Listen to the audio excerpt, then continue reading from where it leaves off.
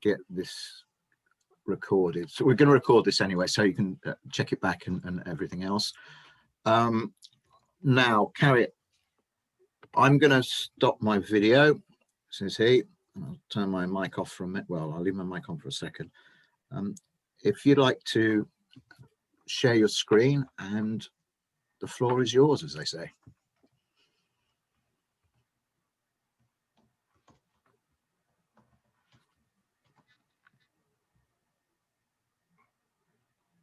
We can't hear you.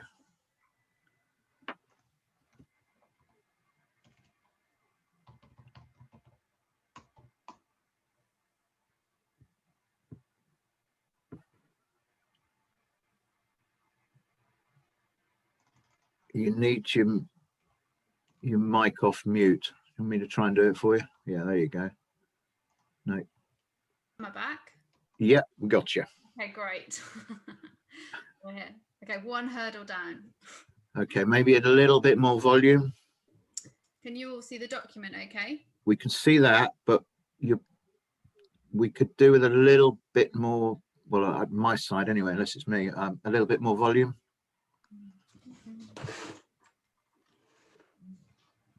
Do you want to start with somebody else and I'll go get headphones? Yeah. Yeah? Yes, sure, no problems at all.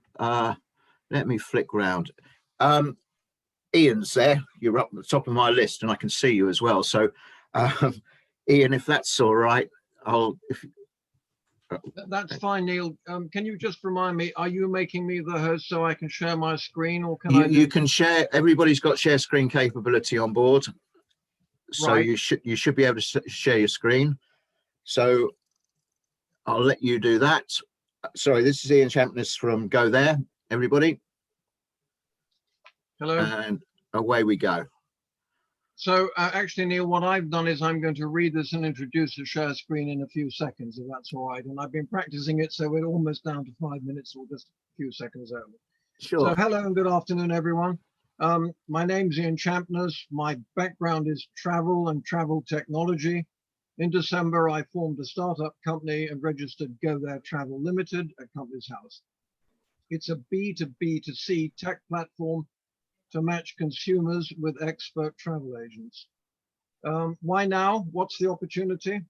Well, I'm sure the first question you're going to ask me is why set up a new travel company when the whole industry has been devastated by COVID? Let me try and tell you why. The travel industry is still a very big market, with travel agent sales hitting around 25 billion. There are some 4,700 odd travel agency owners. Ian, before I interrupt you, am I meant to be seeing your deck? Not yet. I'm going to share it in a second. Okay. Okay, I'm just going to introduce one slide to try and just set the scene for what we're doing, and then walk that through. So I'm only really using, I think from the workshop before, they said in a 5-minute pitch, don't try and use more than one slide. So I've taken that as gospel, and I'm coming up with one slide in a minute. So if that's all right, Dan, and I'm hoping you'll pick that up. So I'll just come back now. Neil, if you're counting, I'm more than 5 minutes now. Anyway, let me tell you why. The travel industry is a big market. Travel agency sales are hitting around 25 billion a year. There are some 4,700 travel agency owners who employ around 59,000 sales staff, of which now about 8,000 are permanent home workers. The sector desperately needs to get back on its feet, but in a different way than it's done traditionally. Lack of cash flow obviously is the first problem, from lack of booking deposits and commission earnings, which have all but disappeared and will not return until consumers start planning their next holiday. When the public do start planning again, finding customers at an affordable cost remains a perennial problem for agents. New customer acquisition is one of their biggest marketing overheads and accounts for up to 1/3 of their commission. Thirdly, the third problem is a number of industry observers pre-COVID recommended and noted that the outbound holiday sector needed to address 3 critical issues. 1, consumers find booking holidays a very time-consuming and sometimes stressful process. 2, the majority of travel websites don't solve the customer's primary need, what I want for a holiday. And 3, Google said what people are looking for is an online 24/7 travel agent that anticipates their needs and gives a number of personal recommendations. So as an unintended consequence of the pandemic, I saw an opportunity to provide a solution for both agents and consumers that would address all these issues and problems, but without the need to fulfill in any booking capacity. In a nutshell, a tech platform that could fundamentally change the way consumers research and plan for their next holiday. So I'm now going to share a screen with you. This is basically the background of what we're trying to do. So this slide, this one is a collation of a number of slides from the demo website we've built, and it's based around a design and UX on the message, discover your travel experiences by fully utilizing ours, i.e. the experience of finding hundreds of holiday ideas, articles, and videos, and to get the experience of a travel agent expert. This is what the Go There travel site will do. It will aggregate 2 searches into one by helping consumers find inspirational holiday ideas matched to expert agents, but with in-depth destination and tour operator knowledge, and also introduce video presentations and Zoom one-to-one personal consultations between consumer and agent. That's the key differentiator. The introduction of video conferencing, specifically Zoom, which since the first lockdown has achieved a critical mass of consumer awareness and usage that would ordinarily take up to 10 years in my view. This platform will comprise pre-recorded, personalized destination videos from potentially many hundreds of travel agents and facilitate a video conference call over Zoom for the consumer to personally engage with their selected experts, more information and advice, and without the need to go into an agency shop. So the B2B pitch to travel agency owners is be part of a new tech platform that will help your sector recover post-COVID, one that will deliver better qualified leads at a lower cost, and to be promoted on a platform that uniquely shouts and sells your expertise and advice, not just product. So the B2C pitch, when launched to the public, the Go There travel website will position itself as one where consumers can find inspirational holidays, matched to expert advisors for free advice and to help them complete the booking journey, and without spending hours searching tour operator sites on the internet. The investor pitch is simple. GoThere.travel will be a travel checker trade for travel agents and consumers. Competitors, there are thousands of travel sites, but most are booking sites with very few that focus on inspiration and none, to my knowledge, that aggregate ideas and experts. Google is purely a search engine and TripAdvisor doesn't promote agents. So in summary and conclusion, the company has been founded with SIS and EIS relief will be applied for. I'm looking to raise 250K in seed fast funding to develop a commercially usable pilot site and market the platform to the travel agency sector before launching the full site to the public. Thanks for listening. That's the pitch. Yeah, thanks very much. Sorry, let me flick my video back on. I'm glad we got to practice your pitch event, because I'll send Anthony Rose a link to the meeting without the link. Anyway, never mind. I'm sure he'll be on in a minute. Ian, that's great. Now, I don't know, Dan, do you want to mention anything now, or do you want to save it till the end and we run through? Give feedback now. Down to you, Neil. You're the boss here. I mean, hi, Ian. We meet again. Ian, you've kind of missed the opportunity of actually doing a presentation by not actually doing a presentation. I mean, it's great that you actually showed kind of a bit of a demo of what it's going to look like, and everyone likes to see a demo or a prototype or something, but you didn't actually do a presentation. You kind of put almost like what your website might be, for instance, and that is unusual. It also breaks the flow halfway through, saying, I'm now going to put a presentation on. You could have really had a message there, you know what they say, kind of pictures 1,000 words and everything else. So even if it was just your logo or a few messages or stating the problem or articulating some statistics, it would have been a far better. I'm hitting you a bit hard here, but this is just tough love, that's all. In the very beginning, you were reading from from something, a script. Easy to do, I know. I'm sure that'll get better, but it kind of distracts from the viewer is not looking at you, for instance, in the eyes so much. You're going to have to work just on content-wise. You've got to tackle a major problem to your audience here, in that you're trying to basically sell to investors to invest in them in a market which kind of halved in revenues in 2020. So effectively, why investing in declining markets is something that VCs and angels at a push might do if it's a compelling offering. So you're really going to have to, you know, play up the fact there's going to be an uptick, I think, as a lot of people, investors on the whole, are pretty conservative, I find. So, but other than that, there was a few other things in that. I think you're really going to have to sell this as an opportunity. Just because it's on Zoom is really, you know, why is this better than a chatbot, for instance, an AI chatbot, for instance? So you need to kind of say you've done tests, validated this opportunity, that there's really, you know, we've done some Zoom tests with Zooms and people really feel compelled, you know, the lead generation was work, people felt compelled to buy. We've done some tests, some A/B testing or something else would be really great. I think I've given you a lot to go on there, Ian. Happy to take anything offline, a bit more if we get some more time. Maybe some other people might want to chip in.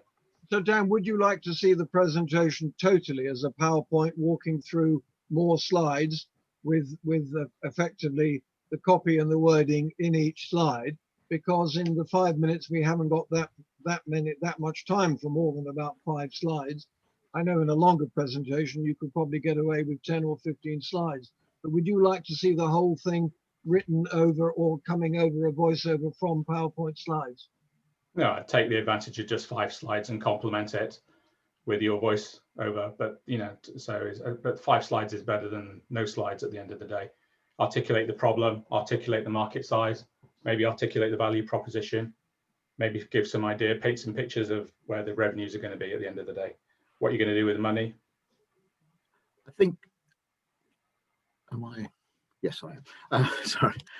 Welcome, Anthony, by the way. Sorry, we'll put you on in a minute. Ian, we'll come more onto this later on because I'm talking to Dan and also Anthony about various concepts. And I think that there's very much a difference between a pitch deck and a pitch, especially what generally we do and also other companies in our field do as well, is that, you know, you get your 3 minutes, you get your 5 minutes. I went to a very large event a couple of years ago in Westminster, which was a massive pitching event, and they had like 2 minutes to pitch. And one of the guys came on and said, I'd just like to thank the chap who was on before. I thought his concept was absolutely fantastic. You know, I really like the idea of this, that, and the other. And by the time he'd finished praising the guy who was on before, he had 30 seconds left. Yeah. You think to yourself, no, you know, and please bear in mind, this is nothing against you, Ian. This is just general comments. Anything made here is general comments. Pitching's an art, like anything, and it's I'm a sales background guy, private equity, facilitating deals and such like. So for me, it's relatively easy to talk to people and put out like a killer punches and such like. But you know, my new sort of word that, or my new statement is, don't tell, sell. Yeah, that's now how you do that with you know, 3 minutes. You need that. We are doing this. Yes, you need to explain what you're doing, but again, keeping it simple, short, incites interest from investors, I believe. And I'll let Anthony carry on. Carrie, we'll put you on in a minute, but everybody who doesn't know, this is Anthony Rose, founder and CEO of Seed Legals, who is going to give you some invaluable advice. So Anthony, again, the floor is yours, sir. Sorry Hello. about the link. That's okay. Hi, everyone. So very quickly, because you've already started, my top tips on the perfect Zoom presentation. So firstly, you've got 3 minutes or 5 minutes and you want to tell a story, and a story starts with an exciting exposition, and then there's the detailed plot, and then there's the end and the hero, whatever does whatever. So you want the excitement and drama of a story in your 3 or 5 minutes. And when it comes to your online pitch, it's going to be broadly, what is the world problem that you solve? What's the big idea? Number 2, how are you solving it? And number 3, what's your traction? And you would then put in the team, and lastly, the ask. So to dive into that a bit more, you might have somewhere between, maybe for a 5-minute pitch, maybe 10 slides, maybe a couple more. You start with something big and bold. If you are on Zoom, and everyone's pictures are on the side of the screen, and you've got your screen share on the other side. You want big, bold, bright things. You don't want too many little words, because otherwise people can't look at you and look at that at the same time. So bold lifestyle images explaining not only what the concept is, but why people want it. Too often I see companies explaining everything about why they're doing it. It's got blockchain, this and that, but nobody can see why they want it. So what the problem you're solving, as a technical person, I always love to see some detail about what you're doing. Otherwise, all I see is information on Facebook's market size, and you want to own it, but not how you're going to do it. Then about the market opportunity, the competitors. Then I always like to see some growth. And I think investors like to see maybe a 2 to 3x year-on-year growth, maybe 3x or more initially, perhaps going to 2x year-on-year. I like to see it as a graph rather than a matrix of numbers, because there's just too many numbers. But if I can see graphs that go upwards, that's always great.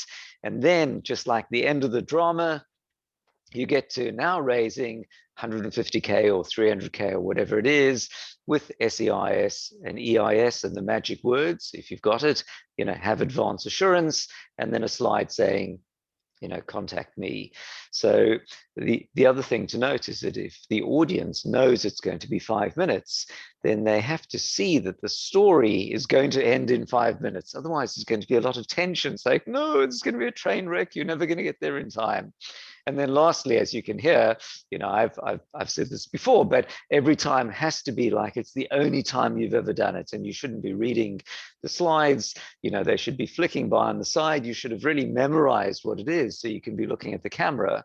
And then the last top tip, apart from having good lighting, having good microphone and good camera setup at eye height and so on, is that when you start your slide deck presentation, make sure that you've already set it into read mode, full screen in a window, so you don't have the slide sorter and you don't spend the first few seconds, precious seconds of your pitch trying to get the detail right, because it's a big turnoff. Make sure it's not full screen on a second monitor, because otherwise everyone will be looking at a black screen. So it's those little things that start off with a zing, and then you're ready to keep the drama going and get people hooked at the end. Thank you. Anthony, that's great. Thanks very much indeed, sir. We've got a roughly about, and again, these events are limited. We've got, I believe, about 10 companies. So we'll run through these not as quickly as possible, but as we go along. And again, we'll have comments and questions as we go. We've done a few of these now. This isn't a serious event. As I say, it is serious in a way, because obviously we're trying to help you perfect your pitch, but things go wrong. We've already had a little problem with mics. So Carrie, do you want to try again? Can you hear me better now? That's Yes. great. Now I'll hand it over to you once again. So Carrie Davis from One. I'll turn my video off for a minute and you should be able to share your screen. Perfect. Hi, everyone. I'm Carrie from One, circular fashion brand launching this year. And for the last 12 years, I've worked as a designer for UK brands and retailers. I've seen the inside of the industry, and I've just become so frustrated with the wasteful development cycle, a lack of accountability, and no drive from the top for change. So I felt like the only way that I could make a difference on the environmental impact of the products that we create was to start them from scratch and build the solutions into the business model. Now, the traditional fashion system is broken. It's a completely linear process, and it results in tens of thousands of tons of textile waste ending up in landfill every year. In the UK alone in 2018, this was 350,000 tons. That's almost the same weight as the Empire State Building. So that is completely insane. I think we can all agree. We are over consuming, and there is no accountability for that product at the end of its lifespan. But we are in a climate crisis, so we need to tackle this now. There is a golden opportunity. Consumers are ready for product that minimizes its impact on the environment. 67%, in fact, and 80% of millennials and Gen Zs are willing to pay more. So I believe that we can launch the product into a ready market where there's an increased dialogue around these issues and harness that movement and drive for change. Our solution is building a circular business model from day one, designing product into 2 end-of-life waste streams. So we'll make it, you'll buy it. When you no longer want it anymore, regardless of the condition, it can be sent back to us. We've already designed that product to be able to be recycled or to biodegrade at the end of its lifespan. So I believe we're offering one of the most sustainable offers on the market. We're eliminating waste, protecting the environment, and harnessing that movement for change. Now, I also believe that we can create any product category with this solution, but I wanted to start with the most disposable item in our wardrobes, which is underwear. We genuinely throw it away. It goes in our big black bins, which means it goes to landfill. So we are creating a high quality range of comfortable and contemporary underwear for men and women that is made in Portugal from a blend of recycled and organic cotton, but crucially with a cradle to cradle gold certified elastane that allows the product to degrade at its end of life. So we're maximizing renewable and recycled materials. We're working towards our 100% transparent supply chain, and we're solving that end of life problem. We're also looking to reduce our carbon footprint by extending the product life with our customer care guidelines. But not only is this a disposable product, it's a huge growth market. The UK is estimated to be worth 6 billion by 2025, but only 3% of that is sustainable. So 67% of consumers are seeking sustainable product. There's already opportunity here. And if we can harness just 1% of that market value, we're looking at £60 million. So we're going to launch D2C. This allows us for higher margin, allowing for reinvestment and growth, but also to control everything, including our packaging, and harness initial consumer data. We are going to target key wholesale partners within the first year. This will allow us to hit our ambitious growth plan for first year targets, but also to harness the opportunity for European markets and consumers. We're going to launch with drops, not seasons, with a pre-order model to help reduce waste and plan tighter order quantities. Our customer take-back scheme not only involves customer retention program, but will also allow a low barrier to action for the end of life of those items and allowing the consumers to return them to us with nothing ending up in landfill. But we want to go further. We are 100% committed to our environmental impact, and we will be giving a life cycle assessment to all of our launch products through our partner facilitated Nexio projects. We are going to then show this to the consumer in a form of an impact receipt at point of purchase, but we will also have 1% of every sale going towards textile cleanup. At launch, we're partnering with a company called the OR Foundation, who are currently working in Accra, Ghana, at one of the largest textile landfill sites in the world. So you can see at this time, comparing us to our 2 closest competitors, we are building in so much more into our business model and our product. We are offering a truly sustainable solution. Now, we have ambitious growth plans. We want to be able to sell £140,000 worth of revenue by the end of the year, working on a very tight initial margin of 52.8 at launch. But you can see that that quickly grows to 68% as we can scale not only our units, but also removing the minimum order surcharge on our fabric quantities. And you can see here that we're planning to hit profit by year 2, but we are pre-revenue and we are pre-trade. So at the moment, we are seeking 150k in SEIS funding to help bring our product to market. We will not only be using that money to help support the initial production run and targeted ad spend, but we'll also be using that to bring on a key hire, an expert in digital marketing, as we believe that will be key to our success and to hit these numbers going forward. So if you are interested in hearing more about the business or are just intrigued to hear more about what we're doing, my contact details are below, but also please head over to the website and sign up to our mailing list, as we are on course to launch in May this year. Thank you. Carrie, thanks very much indeed. Sorry, I'm just going to restart my video here. Dan, do you want to go first? Or... I know, Anthony. I might, well, go on, Anthony. My comment's probably going to be the same as yours, the slide, but Dan, please, far away. Oh, I'll leave the good ones for you then. Nice problem slide. Really liked it. Like the way the look and feel of the brand. You come across as very knowledgeable about the whole retail sector, which is good. Although we didn't see anything about team there, and I think team is very going to be a big part of this at the end of the day. So trying to raise 150k, which is not too beefy or too, seems it's quite good for the stage you are. I think you're going to get a lot of interest. I guess at the end of the day, you're a knicker company. So, or that's your first product. Nothing wrong with that. It's a major problem in terms of sustainability. But what's stopping someone else doing what you're doing at the end of the day? I mean, you position yourself amongst the competitors very well, but you haven't, which is good, but you haven't positioned yourself as someone that cannot be copied, for instance. So something to think about.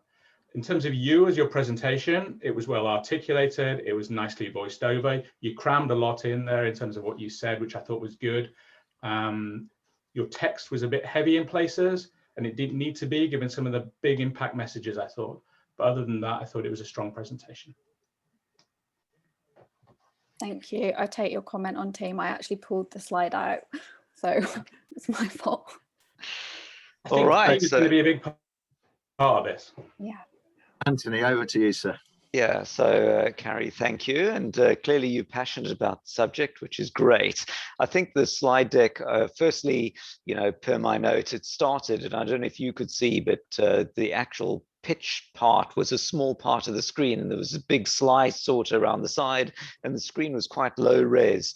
So we could see your mouse moving over as you were going to the next slide. And it's a bit like, seeing the Hollywood writers writing the story. It takes away the drama when you see the story being written. So you really want to go full screen. I think that your first slide was missing.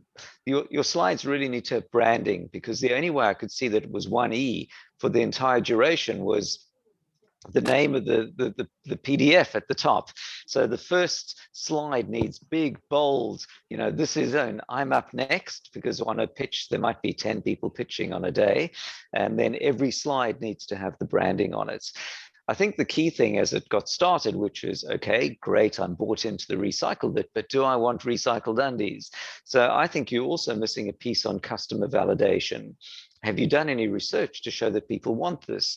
Because there's a supposition that it will be there. So then, Dan liked the branding. I thought it could have been a bit stronger. I think on the screen, it, particularly on a low res, it can be a bit washed out. I'm delighted that there weren't, pictures of old undies and piles of things. I like happy pictures, and sometimes people on medical things or whatever have unhappy pictures in their slide deck. So don't put unhappy pictures. That was great, but I think you could have a bit more, zing to it, so it jumps out a bit more. I thought perhaps the first slide could also more strongly say exactly what the proposition was. And if you just said recycled, undies or clothing, I concur with Dan that you clearly need to show how you've got something that others haven't got. Although that, there are many companies that sell, alternate milk, and that doesn't prevent Oatly being, raising at billion valuation.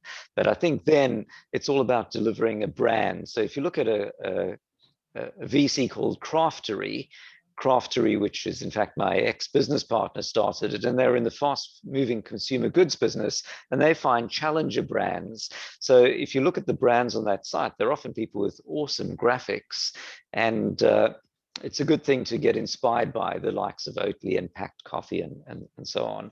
Then I think the one other thing, which is £57 per unit, which I'd calculated from your numbers, and then you showed that, is quite expensive.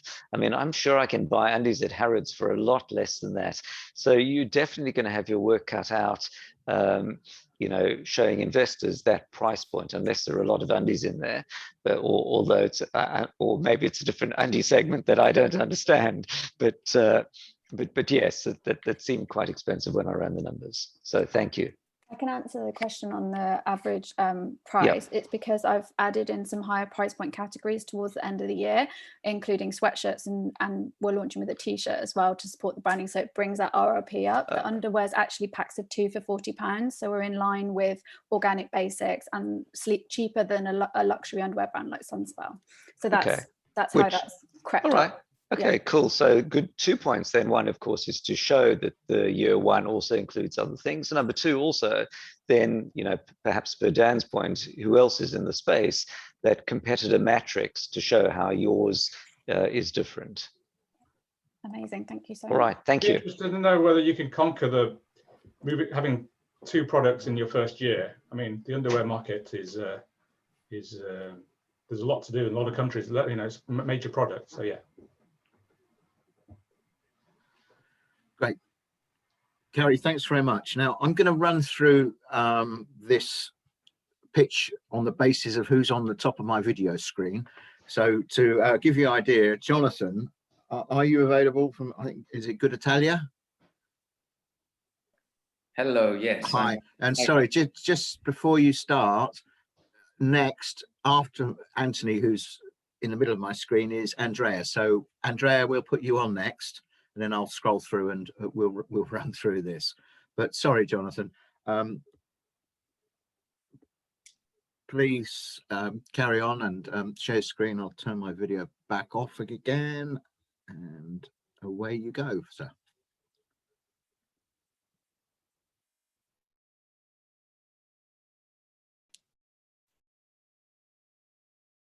Sorry, Neil.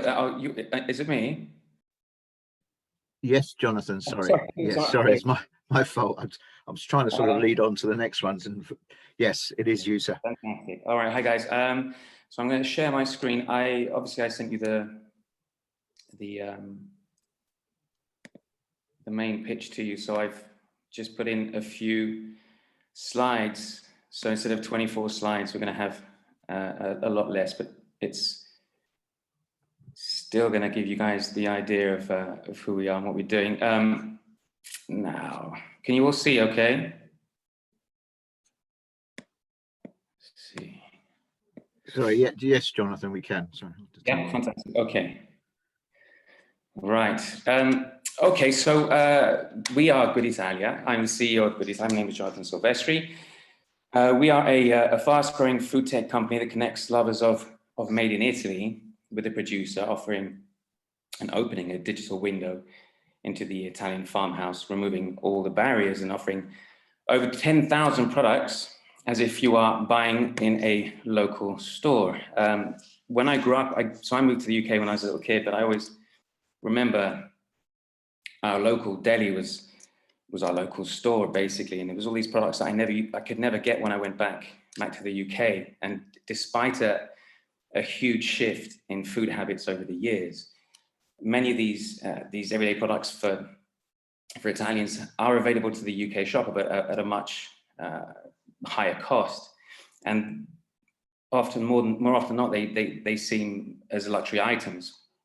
So we're trying to bridge that gap at the moment. And if you see this the map, you can see all these regions that Italy has around about 800 certified protected products. So what that means is, for example, if you bought buffalo mozzarella from Campania region, which is Naples, essentially, you can't. They're very specific. There are very detailed ways to produce and to sell. So if you saw a little piece of string on that little bag of the buffalo mozzarella, you know it's authentic, it's from that area. If it's packaged in any other way, then it's not. And of course, those products have a huge premium.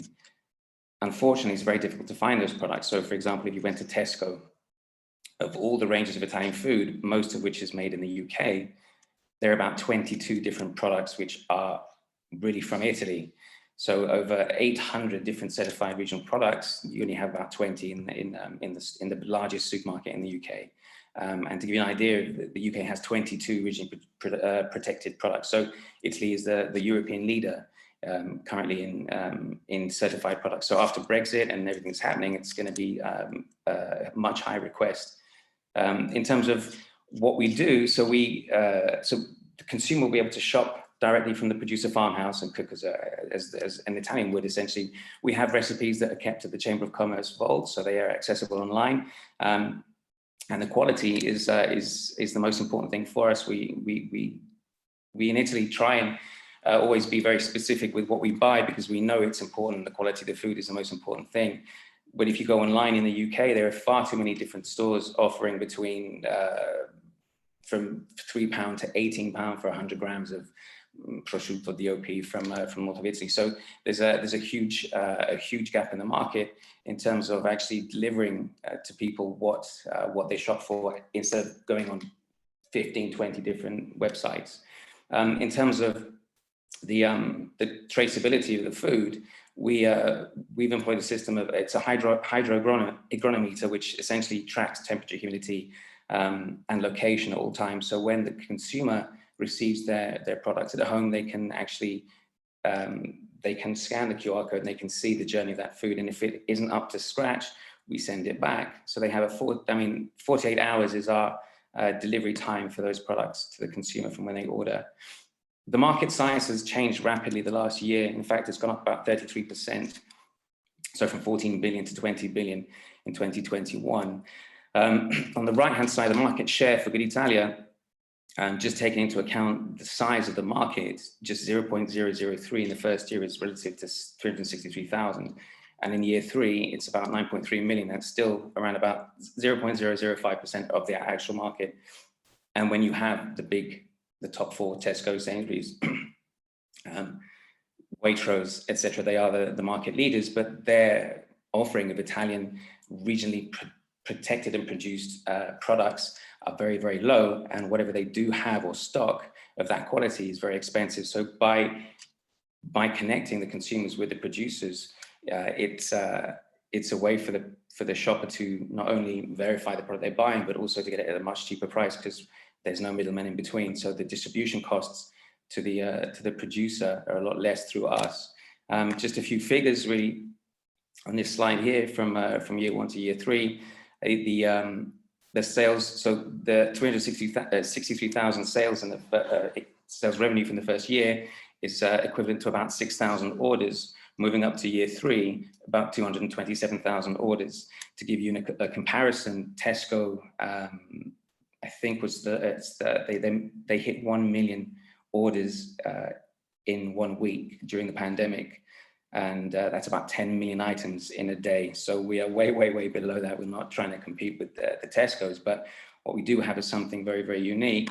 We have a 30% commission transaction from the producer. There are 3 levels of monthly subscription programs, which will include different offers, cestini, which are hampers, and opportunities to visit some of the producer farmhouses.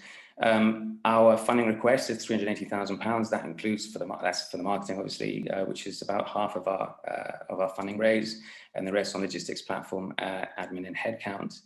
Our roadmap starts in Q2 2021. So we're already sourcing, and we have 500 producers, sorry, which I neglected to mention, the 500 producers and 10,000 products. So 500 producers, it's quite a lot to manage, but the systems that we're developing, also in collaboration with the Sapienza University in Rome for AI and for machine learning, enables the producers to upload everything they need in good time, in real time, and then decide the prices that they're going to put those products at, obviously from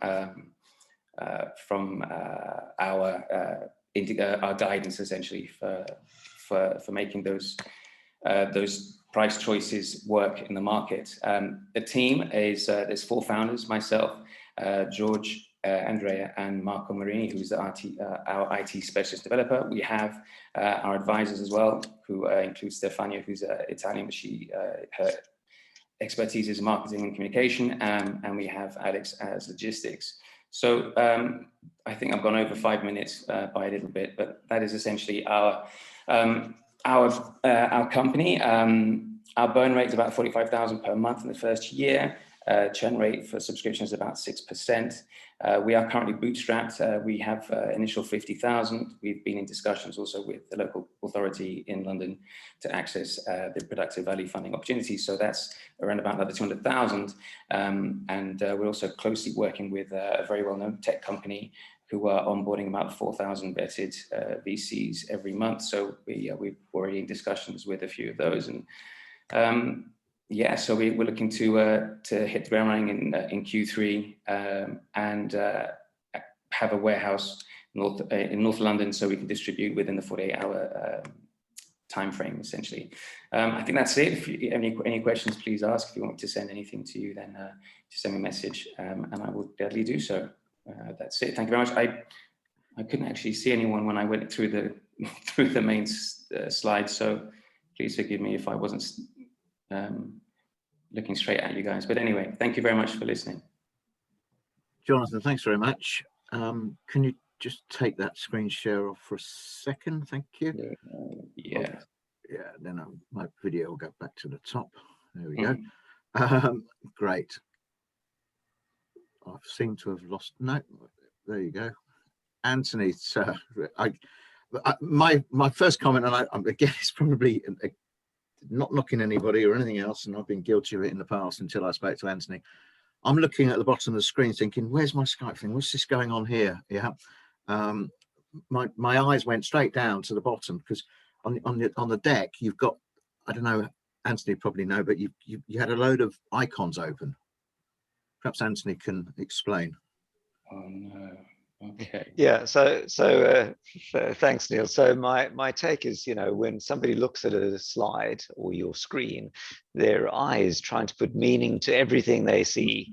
Yeah, and it's like ants, they're in this new world and everything there is there for a reason. So, you know, you had your slide sorter open, you had other icons potentially visible, then you could see the mouse as you were thinking about which slide to go to next, and then you moved it around, you know, so the story. And then at the end, you also did something which you really to avoid, which is you went, you know, off the map.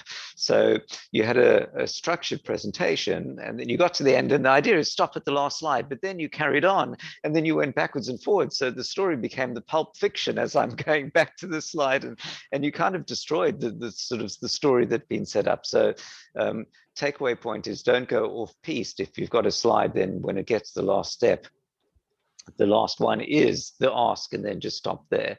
So my take broadly was, you know, love the graphics. I think it really needs to be tightened up quite a lot to be an enticing investor pitch, which is, I think the starting point is it's not quite clear. Is it an information site? Is it a buying site? Is it B2C? Is it a B2B? And when in the meantime, I went to the Good Italia website, which obviously hasn't quite launched yet. But when you go to booking.com, they don't tell you about how they use AI for bookings and how they find, it just goes, where do you want to go today? Obviously nowhere today, literally. But so I think on your, likewise, the deck, instead of telling about all the things you could do, imagine if it had been restructured to go the best way, the fastest way to buy the best Italian goods in London, whatever it is, 27 things available, the best regions, instant purchase, 24-hour delivery, you know, fulfilled here, whatever. So change it as if you are a successful business already, and then you don't need to describe a lot more of it. So that was point number one. Point number two is I think it sort of got lost again about whether it was information or whether it was purchasing. The focus at the beginning on the different regions was nice to build, you know, the cachet of desire, but got lost that, you know, it's a transactional site for buying things, and then which things do you have? I didn't get into the sales volumes numbers, but they seemed quite high, which would mean generally that you're fairly later stage already. But if you can get there, that's fantastic. And then I think the last bit at the end where you did stray off, you'd mentioned AI and so on. And I think that was not necessary. I think that had you just stopped beforehand, would have been better. That's it from me. Thanks. Thank you. Thank you very much. Dan. Jonathan, Dan. good to see you're well. A year and a half ago, Jonathan was hiring me to for another business before COVID caught us out and it all stopped. And I haven't seen it. No, we spoke briefly a few times, and as The you travel business was volatile. Travel business is slightly slightly slow lately. Yeah. So I like the fact that you're an entrepreneur at heart here. So Anthony's advice here is on the money, in my view. You were hesitant and rather slow building it up in the beginning, and you weren't very clear with the whole value proposition at the end of the day. So, and you need to get to the value proposition sooner. And yeah, the more you can start this as a business that's already up and running with traction, the more you're going to excite the investors and they're going to be interested. So, and you can do that and you can build that up. You kind of got to the end also kind of saying, almost talking about COVID being the opportunity, one of the key opportunity points. I'd almost bring that in, earlier on it, so to speak. Okay. The 380K seemed a bit beefy, but I didn't know enough. We don't know enough what's going on there, but it's an investor level. It's a lot of money, 380K for a business that's already generating revenue.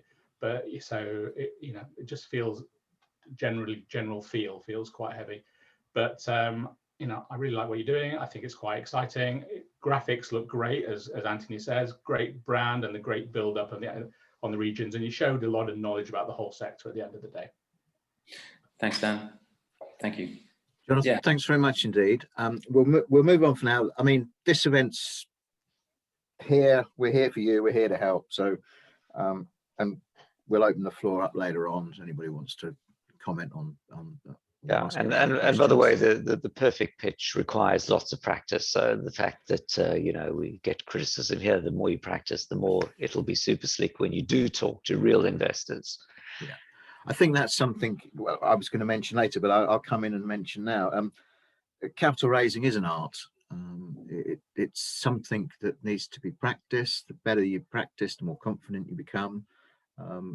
We'll come back to this later, but we do these events and you've got the experts here, which is great, but there's nothing stopping you doing it, videoing yourself for a pitch, working out where your background is and such like, and then recording it, reviewing it, also doing it with your friends, family, and such like. And the more and more you do it, the better you're going to be. And it comes back to what Anthony said earlier. You've got to be like that. It's not like, you've got to be able to know exactly what you're talking about without looking at something and reading it. And it's got to come over as the first time you've ever done it, but you're absolutely spot on doing it. Yeah. So the enthusiasm's got to be there. The whole smoothness of the event, and especially during these times, you can do that. It might be boring, but repetition's the mother of learning, and all that stuff. It just then makes you so much better when you come online and pitch.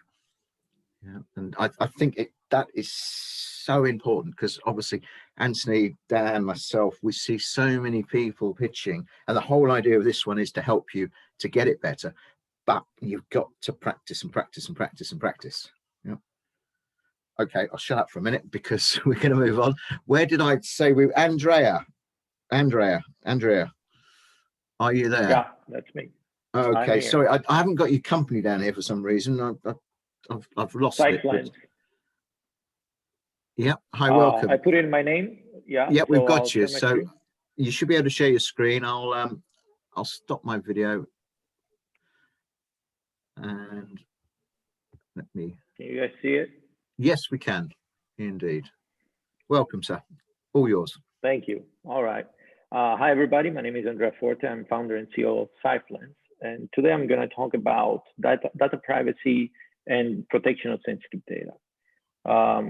In recent events, you might have seen that WhatsApp announced the privacy policy change, and millions of users started to leave the platform. They moved towards more privacy-focused messaging apps like Signal and Telegram, and that's because people actually care. These two messaging apps have seen their downloads skyrocket in the millions within 1 week. So this shows that people care on one hand. On the other hand, WhatsApp is one of those apps that says we have end-to-end encryption. And so this shows also how to break encryption. All you need sometimes is just a policy change. What is the problem here? The problem is that protecting personal identifiable information and sensitive content is hard. So while your data sits encrypted on a secure database, everything is fine. But when you have to access the data and see the underlying content, that's when even the most secure encryptions are vulnerable and break. And today, the only protection you have to solve this problem is your login. For as long as your login is not compromised, everything is fine. And that's the reason why you see everybody trying to make the login process as hard as possible, right? To break. So you have people that tell you, you have to choose a password that is at least this strong, this long, one uppercase, one lowercase. And then they have on top of that multi-factor authentication, right? So you receive codes via SMS or via an app, right? So they try to make that process as hard to break as possible. But the reality is that once your login is compromised, so is all of your sensitive information, because there's no protection at that point. And that's where we come in, right? We have a patent pending technology that protects sensitive data when users have to access it, when users have to view it. And the way we do it is that we visually encrypt sections of sensitive content, like the one that you can have in bank statements, on your online website, in credit cards, medical records, right? There are bits and pieces of sensitive content. We visually encrypt and protect those. And then we use a secondary device, your mobile phone, as a magic lens, where you move it over through the phone camera. It decrypts those bits on the fly, only if you're supposed to see them. So what this means is that we go beyond login. Even if somebody steals your login credentials, any information that is protected by Cyflens is still inaccessible to the attacker. Where are we now? We made an initial investment of about $300,000. We're patent pending in the US and internationally. We are MVP complete. So we have a B2B API, iOS app, Android app, web dashboards. We were accepted in the IBM App Protect Accelerator. And we signed our first strategic partnership with a European partner. This partnership gave us access to their sales funnel, which has high-profile customers, compliance with local regulations, and customer support infrastructure for that particular market. We also have many ongoing discussions for POCs and pilots, all which have shown extreme interest all the way to the executive level. Where are we going? We're seeking an initial investment of about £300,000 pounds. Other rounds will follow, and this money will help us increase sales activities, generating more leads for POCs, pilots, and identifying new partnerships. Will help us onboard our first clients, and also add SDK and white labeling to our offering. Our business model is a typical SaaS business model for the cloud offering, but we also have an on-premises and SDK offering for which we apply a fixed fee licensing model.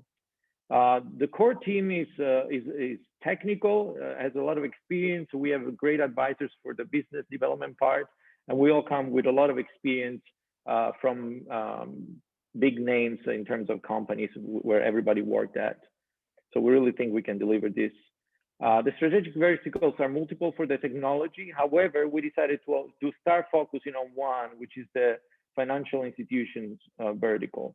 So the data protection global market is expected to be about $200 billion by 2026. We decided to focus on financial institutions in three main areas: UK, Italy, and the New York area for the US. And the reason for that is that we have strong relationships and strategic partners in these geographical areas. Our initial focus would be on capturing about 0.5% of this market. The competitive landscape, there are different tools and plugins and apps that do encryption, but they do encryption always in the same way. They encrypt everything or nothing, encrypt everything or nothing. None of them gives the level of security that Cyflens can give, And on top of that, we have to remember that what Cyflens provides can be added on top of existing solutions. So we're not saying necessarily replace what you have with us, but you can add us on top, making your system even stronger. And possible exit strategies are multiple, because any industry that is dealing with sensitive data and personal identifiable information is a good target. So you can think big cloud providers, you can think smaller technical companies or blockchain companies. All of them are possible exits. And that's all. Thank you. Andrea, thank you very much for that. Let me, if you can just stop sharing your screen so I can get the video back up so I can see what's going on. There we go. Great. Dan, do you want to go first? Yeah, sure. Happy to go first. Oops. Hi, Andre. Great. First of all, there seemed to be a bit of a problem with your audio. I mean, we could hear you, but it's just not very clear and crisp, and you want to come across clear and crisp when you're doing your presentation. So I've just tidy that, do practice that when you're doing it. I think this is going to be a big market. It's really, I mean, security never went away. It's the market I broke my innovation teeth on probably about 15 years ago when I did my big three kind of big products innovative products I developed. And since then, it's just never stopped. You might want to put that in pounds and pence. I mean, the audience is probably going to know that, but just remind them, it's a very technical presentation. I'm sure Anthony is going to love it. And I think it's good that you've got that intellectual property and you've got something unique. But I think you need to bring out the business element of this. So I was looking to see, as your MVP complete, what your sales team looks like, your business development, your go-to-market, and that wasn't there. So just some kind of tough love back, I guess. I like the exit strategy though; that was clear and crisp. And then just yeah, but other than that, really liked it. And thanks for your comments, Anthony.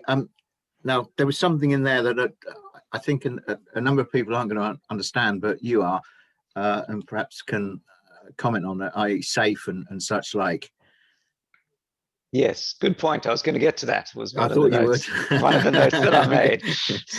So firstly, thank you, Andrea. It was, as Dan said, a technical presentation. And often when you see tech people doing presentations, they have a particular pattern to them, which is they're information dense and they explain a lot about what it is, but often don't quite cover enough about why anyone would want it, or in fact, exactly what the consumer proposition is.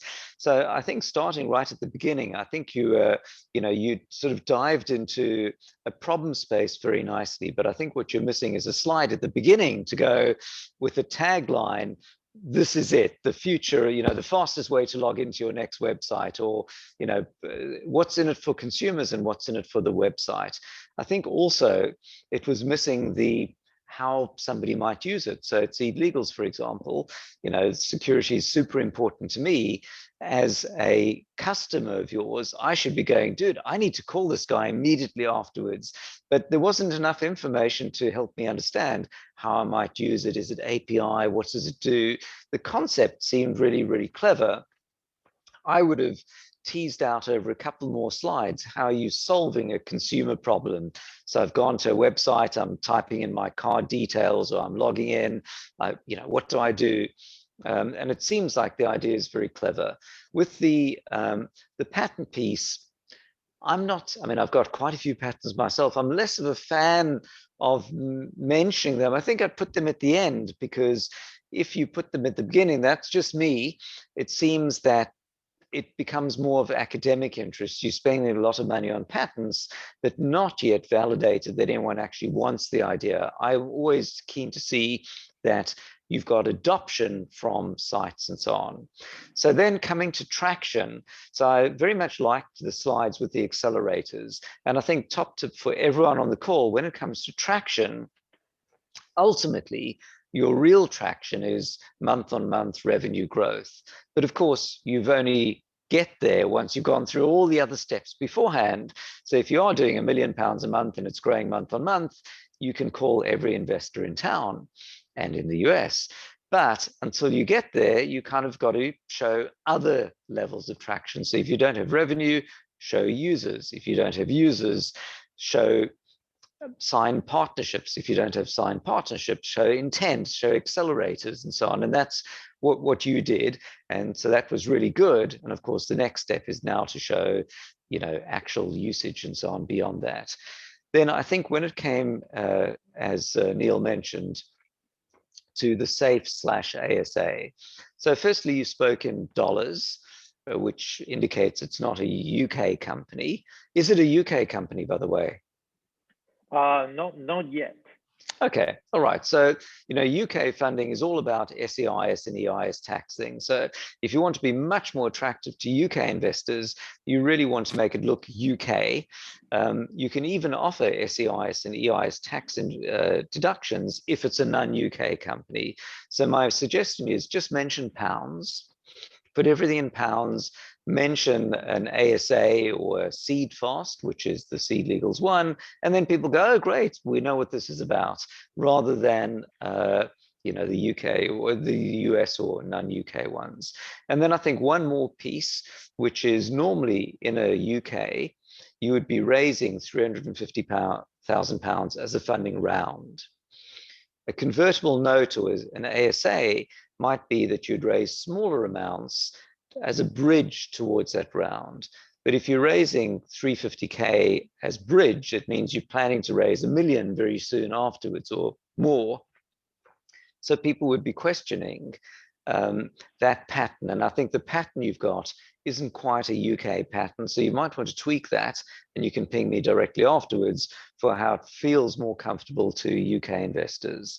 And then I think, I think to show how a customer, a company might integrate you and where you are in your development so far would be a missing piece that I'd like to see. But otherwise, nice presentation. Thank you. Thank you very much. This is very helpful. Andrea, thanks very much indeed. Sorry, I'm just trying to get my video back on. There we go. Let's knock that one down.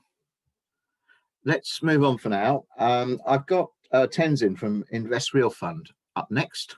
Are you there, sir? Hello, can you hear me? Hi. Hi, everyone. I hope everyone. Okay. Your sound Can you hear me? needs. No, can't really hear you. You're very muted, like the microphone is some way away. Yeah. Do you want? I'm quite happy to not pass you by, but move on while you sort. No. I just. Oh, it got better. It got better. You're good. Let's do it. That was good, Tenzin. Tenzin, go. Just speak your voice up a bit. Can you hear me now? Yes. Yes. Okay. I hope everyone's having a good time. That's the idea, and learn. I'll turn my mic off because it's got a bit of background noise, but Tenzin, please carry on. So can you see my slide? Yes, we can. Yes, we do. Okay. All right. So it's really good to see you all. And so I'm just going to begin with my presentation. So I'm the sole founder of the Invest Real Funds, and its tagline is now you can trade like a pro. So the business summary is Invest Real Fund will be the single biggest disruptive technologies in the financial industries that aim to provide everyone from university students to general public, like mainly a trading platform and the financial platforms for the big institutions as well. Oh God, I'm sorry, I'm getting a little bit nervous right now.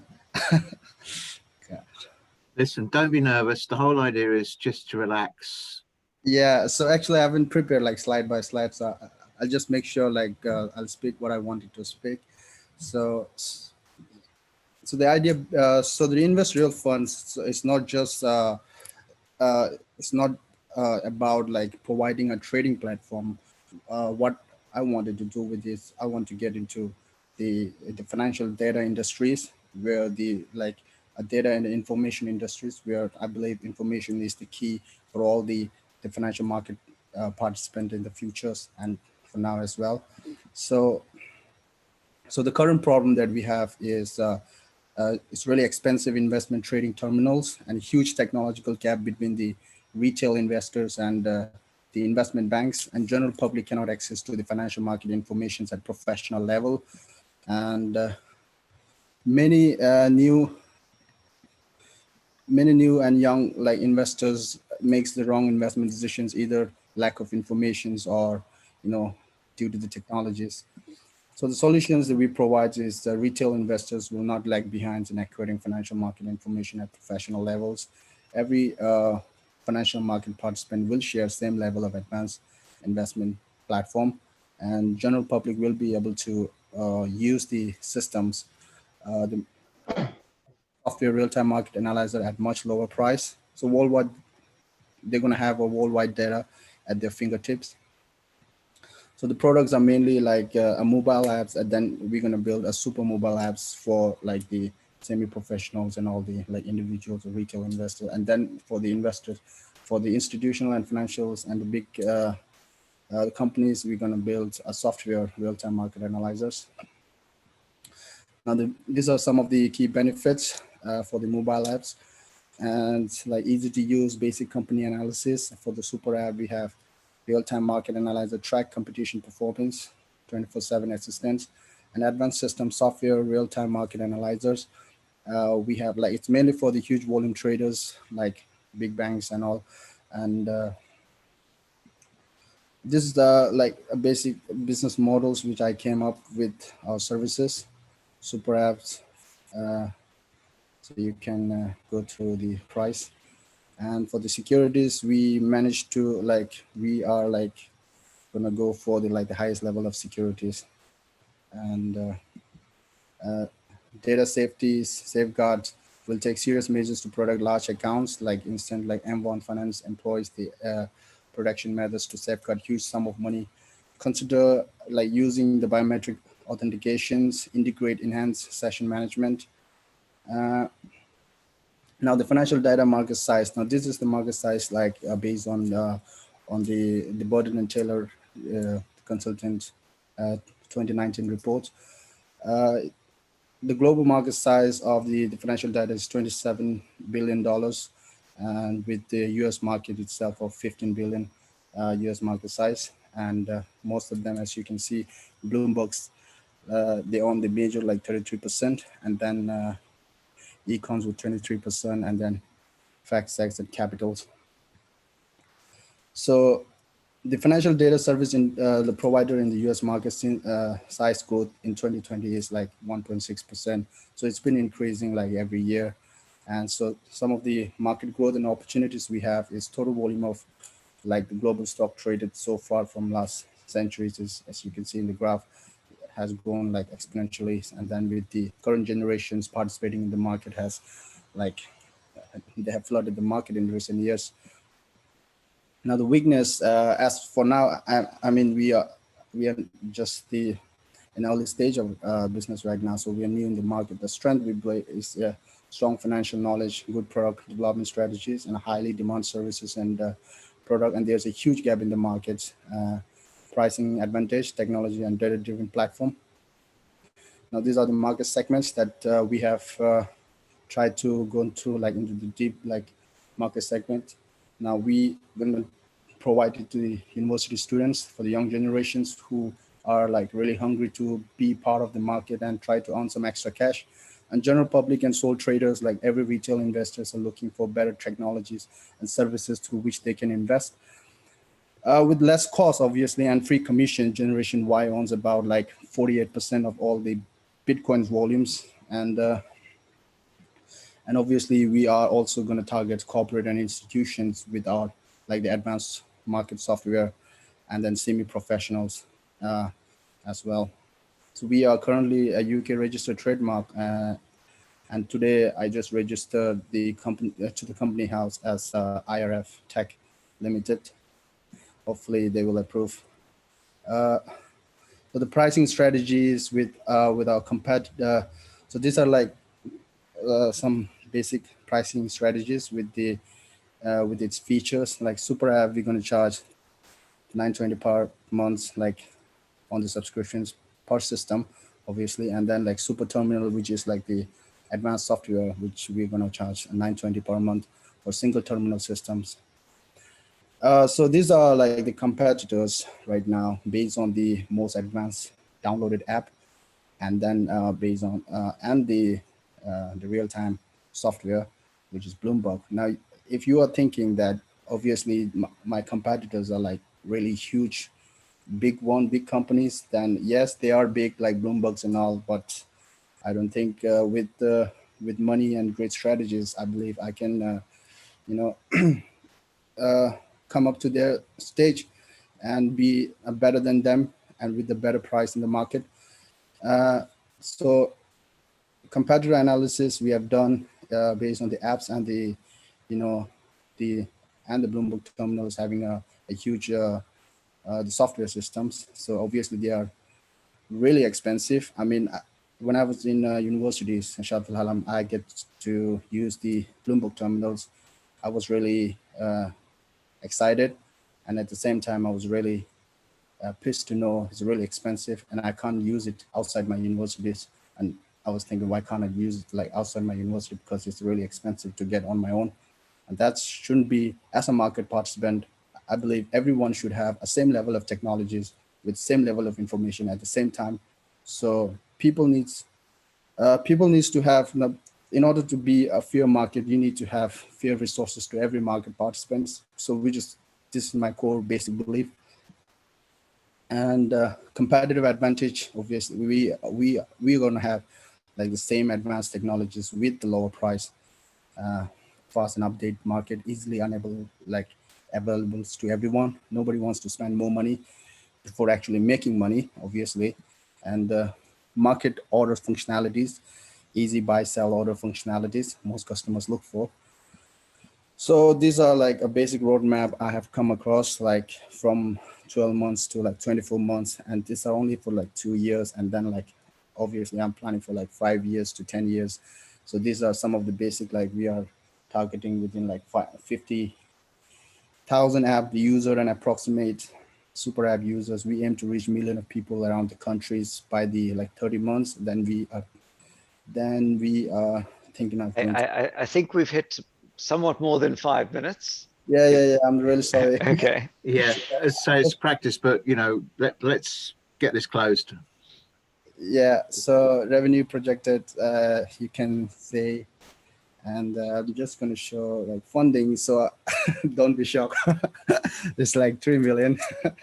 But I think, yeah, so I was, so the reason why I kept the 3 million is because I want to build everything like from basic apps to like a software, like the giant software. But as of now, I will be happy to like looking for like 25K to like 50K just to build like a prototype or something. Yes, and the reason why we came across now if you're thinking I'm just going to build some trading platform, that's not the case. What I really wanted to be into is financial data industries, which I believe like the data are the king and the next generation fuel for all market participants. So people needs to make better investment decisions to make more money into the market. They just can't. I think we're going to have to call out time, I guess. Okay. Yeah. So I'm just the sole founder right now. Thank you so much. Okay. I think Tenzin, thanks for that. But again, it's nothing against the pitch other than the fact it's too long. So I'll hop in first. So Tenzin, sure. the joy of a forum like this is you get to practice before you talk to real investors. Yeah, actually, I have the slides, but then I didn't prepare a slide by slide at the time. that's okay. But actually, you know, one of the interesting things is when you're presenting, and for everyone on the call, as you're presenting, and I have the same myself, you can see what's working and what's not, right? You almost don't need anybody to say anything. You can tell as you get to the next slide, dude, there are too many words. Everyone's zoned out. I'm going the wrong direction, whatever. So, you know, so the first thing to note is that, you know, there are really two versions of a slide deck you might make. One of them is to send to an investor where you're not talking, they just read the words. And the other one is where you present and then there should be almost no words. So as you were talking, I was thinking, in the evenings, I go for a run on my elliptical trainer and I watch a Hollywood action movie because then I can run better. And I was watching Die Hard the other night, and Die Hard is such a great, well-crafted story arc. And actually, your pitch should be like a Hollywood drama. It starts, there's excitement, and then you're drawn into the plot, and it's tightly done. It's going to end in the minimum time needed, and every frame is there to advance to the next frame in the story. And if it's not, then people just get lost in it. So I probably don't need to say a huge amount more, but really what was struggling to come out was, you know, exactly what the proposition was. Was it for consumers? Was it for others? There were way too many words.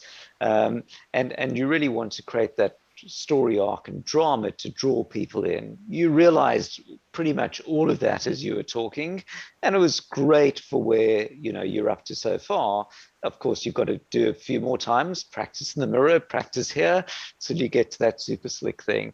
I think the last one, which I'll get to very quickly, is you can't in the same slide ask for £3 million and £20,000. It just doesn't work. So generally from the traction, and of course anyone can go to your website and look at the website, which I did as you were talking, and obviously it's pre-launch, it's idea stage. Normally at this point you'd be looking for, you know, £50,000 friends and family, or maybe 150K or thereabouts.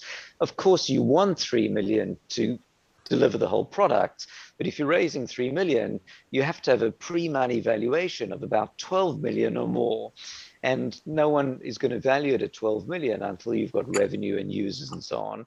So it really, forget about the 3 million for later, because you'll just scare investors, and just focus on the, you know, again, tightly scripted. This is the idea, I've built this is the opportunity, this is the revenue model, this is what we can make, this is what I'm looking for right now. You know, obviously you can put the team. If the team's just you, then people know you're still looking for a whole range of supporting things, which is great, but that sounds more like a friends and family round. So once you get the theme of the Hollywood drama, then you know how to pitch that perfect script. That's it for me. Thanks. Thank you. Thanks, Anthony. Die Hard in the evening, can't get any better. Hey. I'll tell you, oh, sorry, Dan. No, you were going to say? I was just going to say we'll roll on, but obviously if you want to say something, I think please Anthony do. summed it up really. I mean, the one thing I would just sum up, which I really make clear, is I really think you need to understand who your customer is, Tenzin, because you're professional, semi-professional, amateur, casual. You know, I think we need to, and you need to do a bit of market validation. Wouldn't do any harm. Survey a few of these people, really find out the ones that are really struggling and that you really can help. Thank Yeah, you. Tenzin, I just have one comment on this. My background's financial services, private equity, and everything else, and you know, also capital raising in the UK with FCAs and such like. And obviously, you could develop the best app or concept in the world, but you need to have it authorized before you're going to get an investor come in on the basis of the FCA. If you can't promote this product, yeah, then you're going to basically I couldn't, and again, this isn't an investment thing, it's more of a practice your pitch, but you're not going to raise the money unless you've got the authorization in place. Yeah. And I know it's a bit of a chicken and egg, but it's vital to, you know, we are, you know, pre-authorized by the FCA to do this, to do that. you've almost got to go back to basics from point one. Yep. It's a bit like SCIS and EIS as such. If you've got it, then great. If you're looking at, you know, somebody, for example, could come in and give you 50 grand, but if the FCA go, we're not going to authorize this, then there's nothing there. So I'd concentrate more on getting a potential approval. I know it's as I say, it's a bit difficult, but Yeah. yeah, that was my comment from a financial services point of view. Right, sorry, let's move on for now anyway. Gabrielle, are you there from Tusi? I am here. Hello. Oh, there you are, sir. Well, welcome. I'll take my video off again, and I'll let you, and I'll close my mic down. Can you see my screen? Oh, yes, indeed we can. Okay. Hello, I'm Gabriel, the founder of Tutti. So there are over 250,000 creatives in music, theatre, dance, film, and photography in the UK.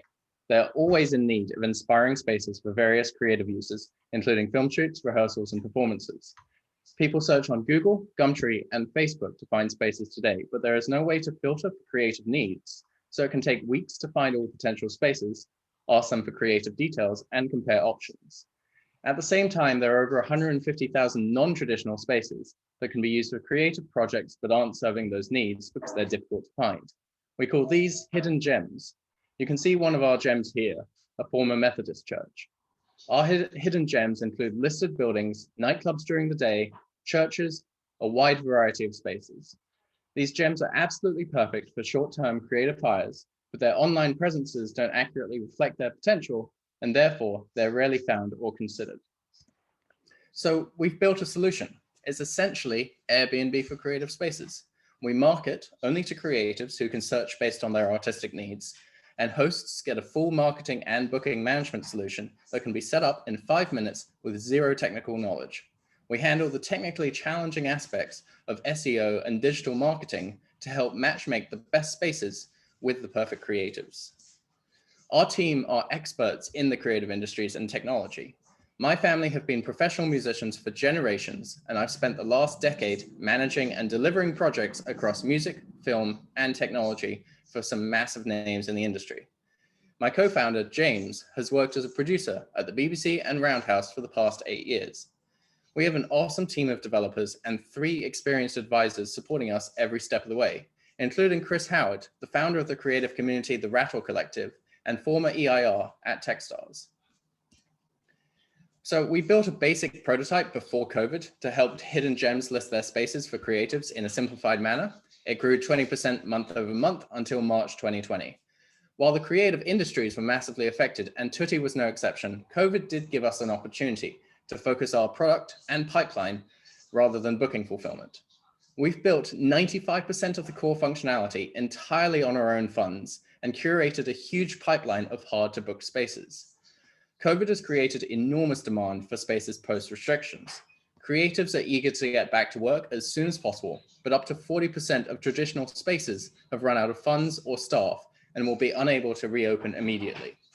So creatives will need to turn to other options. We're on track to have 500 non-traditional spaces ready for bookings on day 1 post-COVID, which could be as early as April, according to Boris. Just this morning, we had one of the UK's largest cinema chains request to list more than 100 spaces on our site. We're working with partners such as School Space and alternative venues to list every school and military venue across London. And we have a whole collection of independent spaces from homes to studios, churches, bars, even tube carriages and a park. We're also aggressively working on optimizing our SEO so all our spaces can easily be found on any searchable site. Our business model is simple and designed to minimize sales frictions for now. It's free to list and we charge 10% commission on successful bookings. We've seen bookings range from £5 an hour to £2,500 a day, most often for a couple hours, but sometimes spaces have been requested for up to a few weeks. And some creators book as often as 2 or 3 times a week, while others will return every few months. We started with physical spaces because every project needs a venue at some point, whether it's for a meeting, rehearsal, photo shoot, or performance. As we fulfill bookings, we're learning when, where, and why creatives are booking spaces. This data is supporting our assumptions on what other services we could help them with in the future. Things like insurance, contracts, sourcing equipment, essentially automated logistics. Creatives spent 22 billion on projects in 2019 and are expected to spend that much again by 2023. Beyond spaces, we're designing technology to save them time and money on 20 to 30% of their creative projects. While that's the big picture, our current focus is the marketplace of creative spaces. There's of course competition in this sector. Tutti provides hidden gems with a capable and simple system that can handle the marketing, booking, and payment solution for creative bookings. This is our axis of competition. I'd be very happy to go into these competitors. A number of them are venture-backed. We've done a lot of the tech development already, so we're not raising a big round right now. We're raising 100K to make sure initial bookings go smoothly when restrictions lift, making sure we nail our test city, London, before expanding, and we have half of it committed already. EIS is available, and we're looking to close mid-April. I hope you'll come and join our journey. Thank you.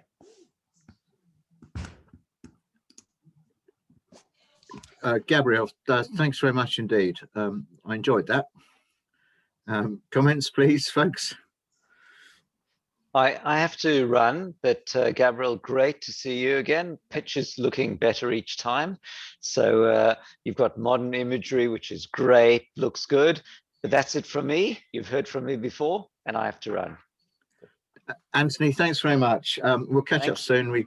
Thanks all. And if anyone's got any questions, just ping me. Do you want to just pop your email in the chat, and we'll get that sent out to everybody anyway. Yeah. Anthony, thanks a lot indeed. Dan, are you there, sir? I am. I'm just chucking a cat out of the door.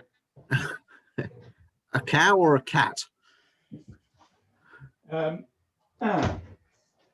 It's not that big, but it's quite big. The joys of having to work from a home office. So yeah, Gabriel, yeah, love the colors, love the look and feel of the slides. I just think they're fantastic, vibrant to life. I mean, it's a great advert for what a deck should be. So let me just pull up some notes. I did make some notes. You know, normally when I hear something like the Airbnb 4, I kind of go, yawn, you know, but actually it works really well for creative spaces. I think it really tells me what it is.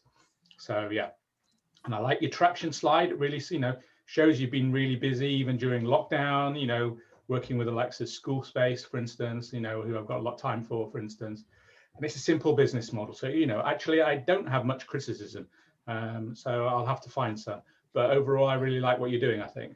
£5 seems cheap, but if you can, if that works for you, then, you know, you can always, prices always go up, don't they? They never go down. It's not up to us, it's up to our hosts and like Airbnb. So yeah. Cool. I think, Gabriel, thanks very much. Let's stay in touch. Obviously, you're pitching at our event at the end of the month, but with our events, it's something that's interesting. Different venues, different ideas, not necessarily the artistic side of things, but yeah, you know, the going forward when we can actually rehold events and such like, it would be great to hold events in cool places for people, and we'd be happy, you know, personally to, you know, book via you some alternative events, and it'd be great. Cool, thank you. Yeah. So thanks very much. We're going to move on. Now, where was going? Phil. There you are, sir. Or Philip, or Phil. I've got you down as Phil. Phil. Phil, hey, welcome. I'll turn my video off and let you carry on. I'm sorry, got you down as from My Procurement. Yes, sir. Yes, sir. Bear Okay. with me. So let me find the presentation. Sure, no problems at all. As I say, we're relaxed here. Good afternoon, everyone. My name is Phil, and I'm trying to talk as I'm trying to fill the presentation. I'm assuming you can see it. I'm going to blow it up. Yeah, that's better. Now, Nice. that's where Anthony was coming from earlier. No knocking everybody else. I've done the same thing. All And right, so good. I've learned from Anthony, like, Neil, just press this button here and it does that. And I'm like, okay, great, thanks very much. Sorry, I'll shut up. Please carry on. That's okay. All right. So my name is Phil. I'm the owner of My Procurement. My Procurement is a purchasing group for engineering businesses in the SME sector. The difference about us is we are moving to a SaaS business model, but I'll tell you a bit more about that later on. Essentially, what we're offering businesses is to reduce their spend and increase their profit. Instead of telling you why we're doing what we're doing, I thought I would just give you a live example of one of our customers. And hopefully through this example, you understand their pain and what our solution does for those customers. So let's say you are an electrical contractor, and to do your work, you need to buy some goods to fit into your customer's premises. To do that, you will go through a three-step process. You'll identify what you need, you'll find some suppliers, find the prices, and then place a purchase order. And I've listed an example here. So let's say you want to buy some fire alarms and some front plates. You will essentially go to 3 different suppliers, potentially online, find who's the best supplier, and then place a purchase order. This is only an example of 2 line items, but the problem with this is that it takes 5 minutes per line item to do such a task. And again, if you're a small company, it's fine. But this specific customer I have in mind turns over between 1.5 to 3 million pounds turnover, which means that for every, they place about 23 purchase orders a day, which equates to 38 hours a month, in theory, spent on suppliers' website looking for the best product. That's just not possible. And that leaves them with 3 different options. Either they don't do anything and they would just go to their usual supplier and hope to get the best price. Obviously, it never happens, but this is currently in the SME world, this is the preferred solution. The second option is negotiating preferred price lists with some specific suppliers. In theory, this is accessible to any company, but we find that suppliers are not usually interested to speak to small customers because they don't represent a big enough opportunity. Leaves us with a third option, which is going to a purchasing group that would leverage all their customers' purchasing power in order to negotiate higher discounts on goods and services. So this is what we do currently. So just going back to the old example, we usually have between 5 to 25% discount of what our existing customer gets from their existing suppliers for the same part number. And this is how we work. Currently, we're working manually, but we want to move to a SaaS business model where our customers will have access to those prices on the portal. Essentially, that will make us become halfway between Airbnb. Just Gabriel, I mentioned that earlier, between Amazon and Uber. Amazon because we'll have a lot of stock, a lot of part numbers. Uber because we do not own a single one of those stock. It's just we're making the connection to the supplier can supply it at a preferred price.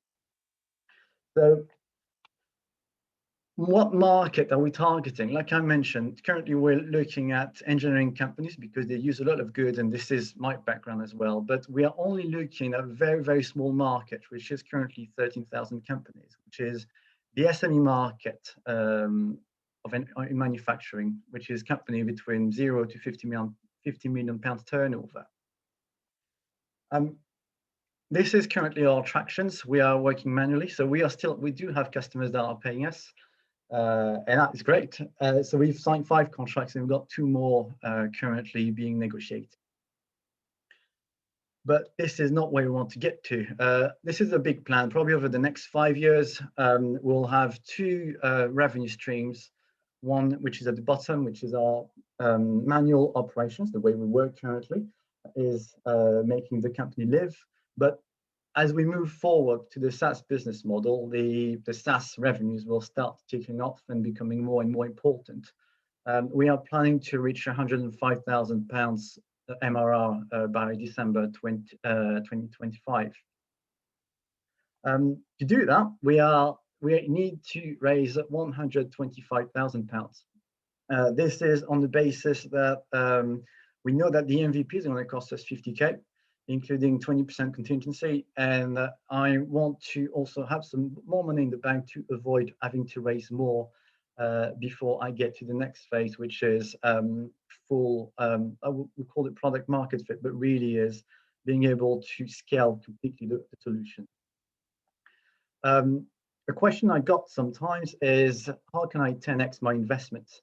So I did try to put a quick business model here. So on the basis of a £1 million valuation, the business will obviously need to become £10 million valuation. This would be possible by acquiring 420 customers, paying in average £250 a month. We know this is very achievable because our existing customers are paying between 250 and 850 a month. This is the team, so myself and a responsible adult. I have 8 years of procurement in manufacturing sector. And a man you can't see here is Lee Woodman, who I'm in discussion with to become the potential CTO of the business. We work together and put together the scope of work and the estimate of the MVP. And as soon as the fundraising will happen, I will add him to the equity. What are we looking for? 3 things. Potentially, I could. Oh, sorry. Oopsie. No. What are we looking for? We are looking for not just a pocket of money. Potentially, I could even develop the software by myself. But I'm looking for this fundraising to really accelerate the development, which can be done through accessing a wider range of customers. So this is the distribution of the product, but also brain power in terms of what we're trying to deliver, which is B2B SaaS business model, and a bit of excitement because this is a long journey, and it's always nice to work with people that you enjoy the company. Any questions?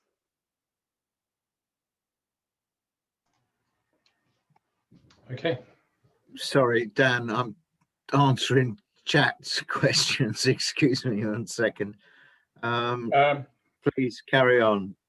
So just starting in reverse, kind of, you didn't actually provide any contact details there.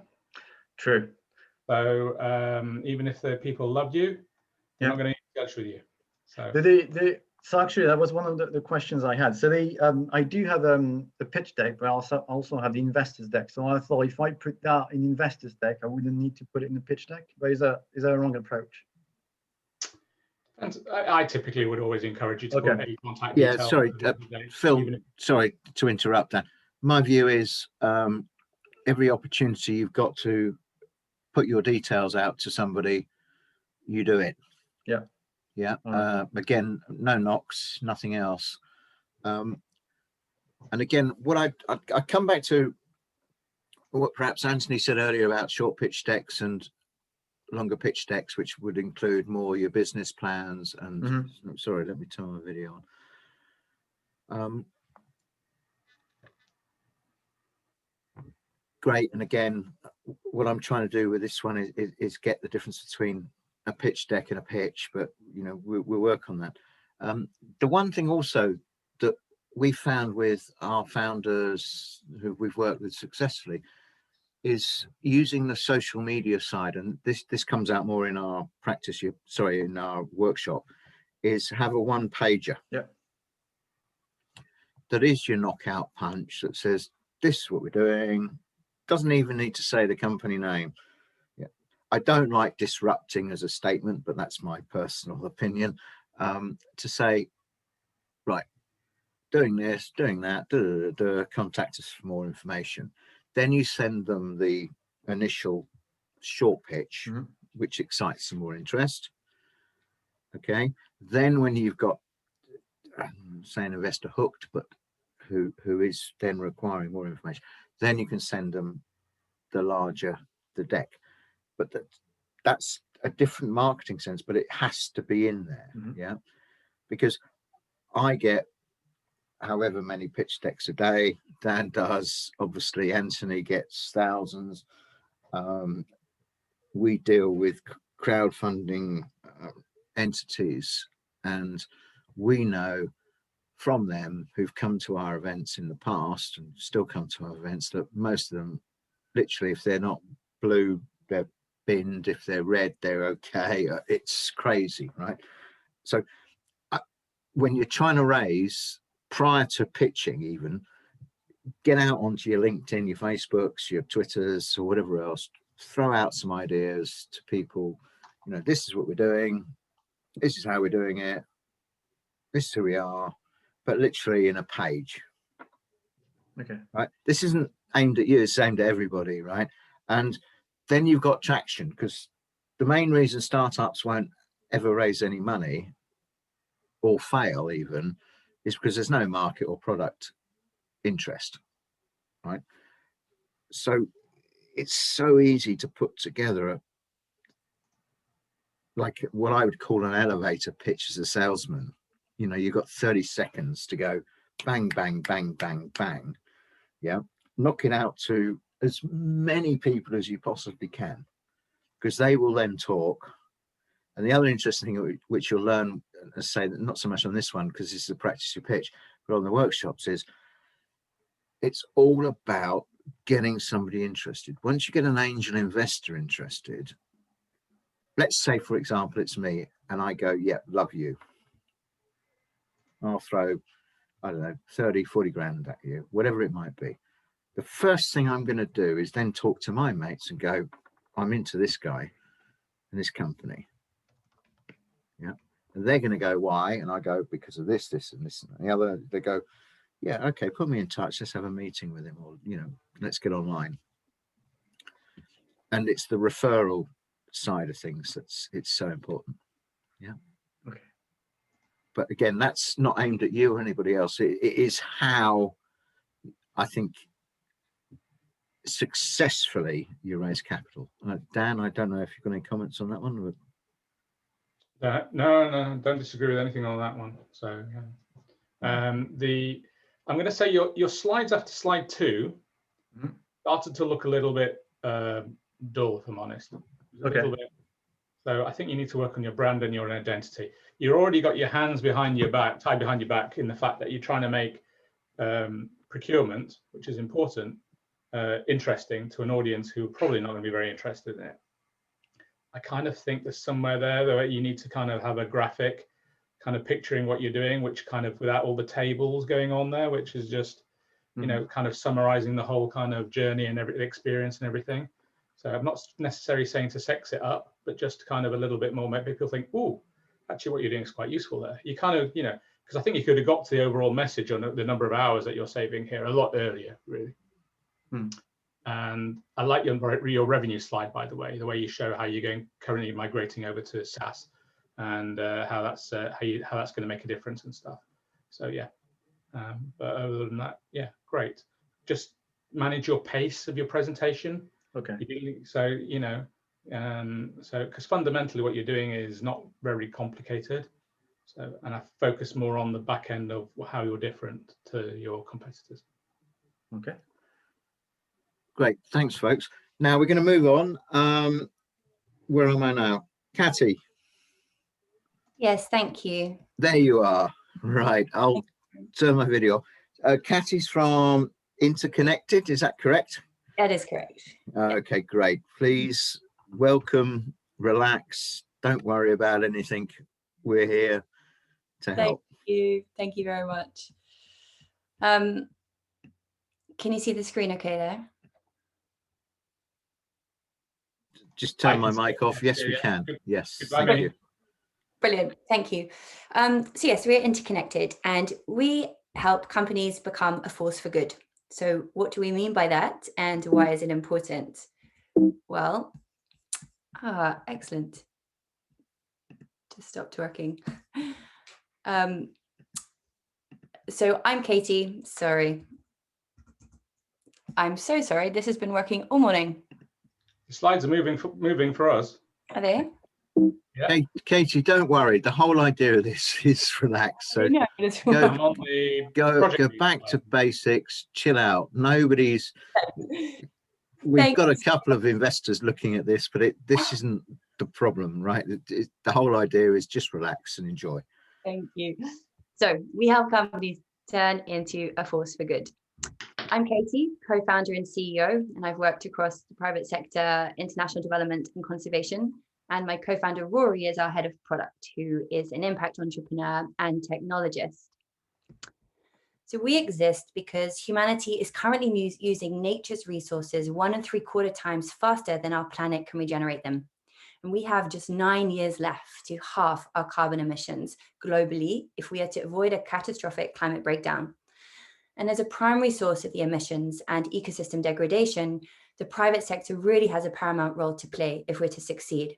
But the problem is that it's currently extremely complicated and costly for most companies to take meaningful action, and majority of them don't even know where to start.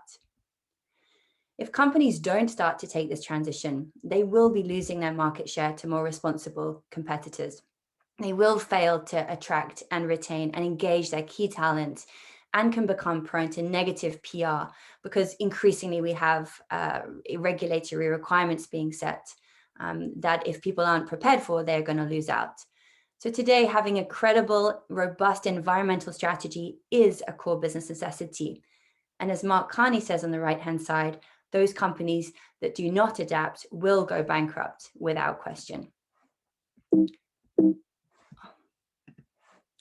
So Interconnected is creating a one-stop platform that will make it extremely easy and cost-effective for any type of company to transform their negative footprints into positive impact, all the while helping them improve their business performance. So we aim to disrupt the sustainability ecosystem by leveraging the simplifying and scalable power of digital technology. For most companies we've been researching and speaking to over the last 6 months, there are 3 core barriers to taking these changes. Firstly, mobilization of the workforce around climate change, environmental issues, and sustainability. It's a very confusing, complex landscape, and it's difficult to navigate, so people bury their heads and become inert. There is a lack of knowledge and clarity around actually the most important actions that your company can take that are relevant to your own organization that will help drive impact. And finally, it's hard for people to know exactly where to find the solutions that will help them to address their issues. So we are addressing those 3 key barriers by looking to create a suite of online tools which will help businesses firstly activate their stakeholders and their workforce. Secondly, to design a genuine and authentic social and environmental strategy. And to enable them to execute that strategy, we want to be able to help them connect directly with the external assets and solutions they need to reach their goals. And through our platform, we want to help our clients save time and money, have guaranteed impact, engage their teams around these issues, and drive real change back into the real world. So in order to activate the stakeholders, we're creating and actually currently testing our prototype of virtual interactive immersive workshops, where we tell stories to help people really understand the global problems that we're facing and identify what those solutions are that we all have to hand. And most importantly, how to identify that your daily activities are making an impact in that wider world. So we're going to be working with Silverback Films, who are producing David Attenborough's documentaries and other impact and behavior change specialists to combine award-winning mini documentaries, interactive data presentations to help bring the problems to life with expert speakers and stories from around the world, enabling breakout forums so that the companies can really have the chance to take that time and space to explore those conversations internally, and all the while be gathering data around the learning evaluations from the staff and also what the internal stakeholders care most about to ensure that the next steps are the most brand relevant. Initially, we're testing this using existing technology and footage and data. And ultimately, we want to, in year 2, take this forward into a really unforgettable, mind-blowing experience, which the experience of learning is shown to really drive that sort of apathy into empathy. And we want to ultimately deliver this in full VR. The second part of our development during our 2-year roadmap is to create a really simplified design tool, a wizard that will help cut through the current complexity of sustainability and combine the leading practices, regulations, certifications that will enable companies to choose the most impactful and relevant targets that they can set themselves, which are also achievable. And finally, we want to create a solutions directory that will help our clients access all those external assets that they need to take this robust action. That might be sustainability tools and frameworks, to the experts and consultants who can support them in their journey around whichever niche area their sector is working within, the key agencies that can support, for example, with carbon offsetting, and ultimately a portfolio of projects which are on the front line fighting climate change and environmental collapse, that our clients can mobilize their resources into, so that ultimately they are taking direct real-world action. So this graphic is just explaining how Interconnected sits in the middle, joining the dots between the key actors within the ecosystem and enabling the companies to come in and access the solutions they need and ultimately channel the real world impact we all need to happen in the next 9 years into those frontline projects. When companies do take this action, they genuinely can increase their market opportunity, grow their brand reputation and their business resilience. Most of these solutions will actually help them reduce costs and increase their productivity and benefit from that increased employee engagement. Additionally, effective strategies around sustainability can increase company market value by up to 6%. Regarding our target market, we really believe that our modular suite of solutions can support all businesses to take some form of action, because everybody will have to by 2030. For the SMEs, the majority of the UK businesses, they account for half of our carbon emissions. And they know that becoming more sustainable presents business opportunities, but generally they just don't know where to start and they don't have that time and resource to take action. We want to create our automated platform wherever possible to support those small and micro companies to even be the ones who can make those benefits and reduce their impact, their negative impact on the world. And for the corporate clients that we've been speaking to, they have the strategies and the resource, but their biggest barrier is the mobilization of their stakeholders around these issues to actually genuinely be able to connect the dots internally to get people mobilized. Our revenue model is combining the agency fees through the sales of our online workshops, a subscription SaaS fees for our platform, and commission fees from our marketplace partners. In terms of our sales strategy, between the co-founders, we have an extensive warm network of both SME business networks and some larger corporates. And we're currently engaged with organizations such as Kantar, the London Stock Exchange Elite Group, BP, PepsiCo, who are all interested in our activation workshops. And we're testing the first of the next stage of that with Kantar at the end of March. The other business networks that we hope to promote the activation workshops initially through as our first port of call for those SMEs include networks such as the Entrepreneurs Network, the CBI, and the Institute of Directors, and so on. And there are other networks that we plan to ultimately introduce those activation workshops through into. We really want to be the ecosystem that links all the parts of that competitive landscape. So we currently have not found any sustainability directory solution, but there are a great number of amazing organizations to delivering different aspects of the tools and the solutions that businesses need access to. So this is where we aim to bring together that competitive landscape into ultimately a non-competitive but collaborative space. We're currently looking to raise 150,000 in our early seed funding round through SEIS. We're about to close our first 70K next week. Ultimately, we then want to test and validate using our prototype tools so that we can start to generate our own revenue and ultimately seek a further 600,000 through a mixture of grants, which are relevant for this space, and future investment.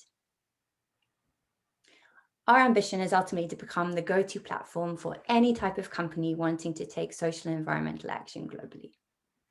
Thank you.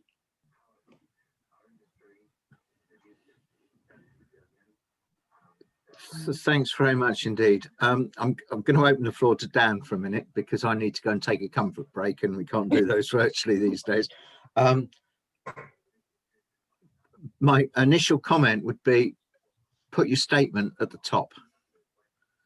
But I don't know what Dan thinks about that. As I say, Yes, I mean, work on the think sales things, but sorry, just want to say, yeah. You're over around 5 minutes. Yeah, no, you're fine, Dan. Carry on. We got one more.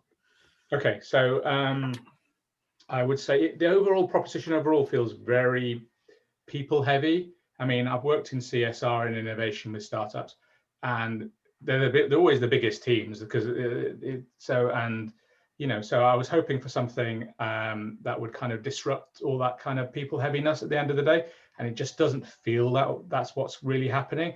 And investors are going to be looking for something that's going to be a bit disruptive, and so something to consider, I think, at the end of the day. Just looking through my notes.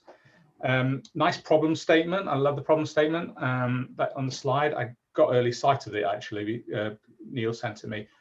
Maybe again clarity. If you can make any. There's some really high impact text you've got there, so there doesn't need to be as long necessarily. Bear in mind these slides are all about. I think we can say these are all about booking an appointment, getting someone to go. Oh, I want to speak to. Is it Katie or Catty? I forget. Katie. Thanks. I want to speak to Katie, right? You don't need to have this. People aren't going to be reading this word for word. This is about getting them interested at the end of the day. So,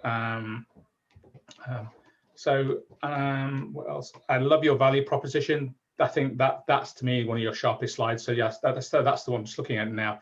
That's the one Neil's probably referring to, and that's the one that is kind of, oh, I want to speak to that person. Doing it in VR.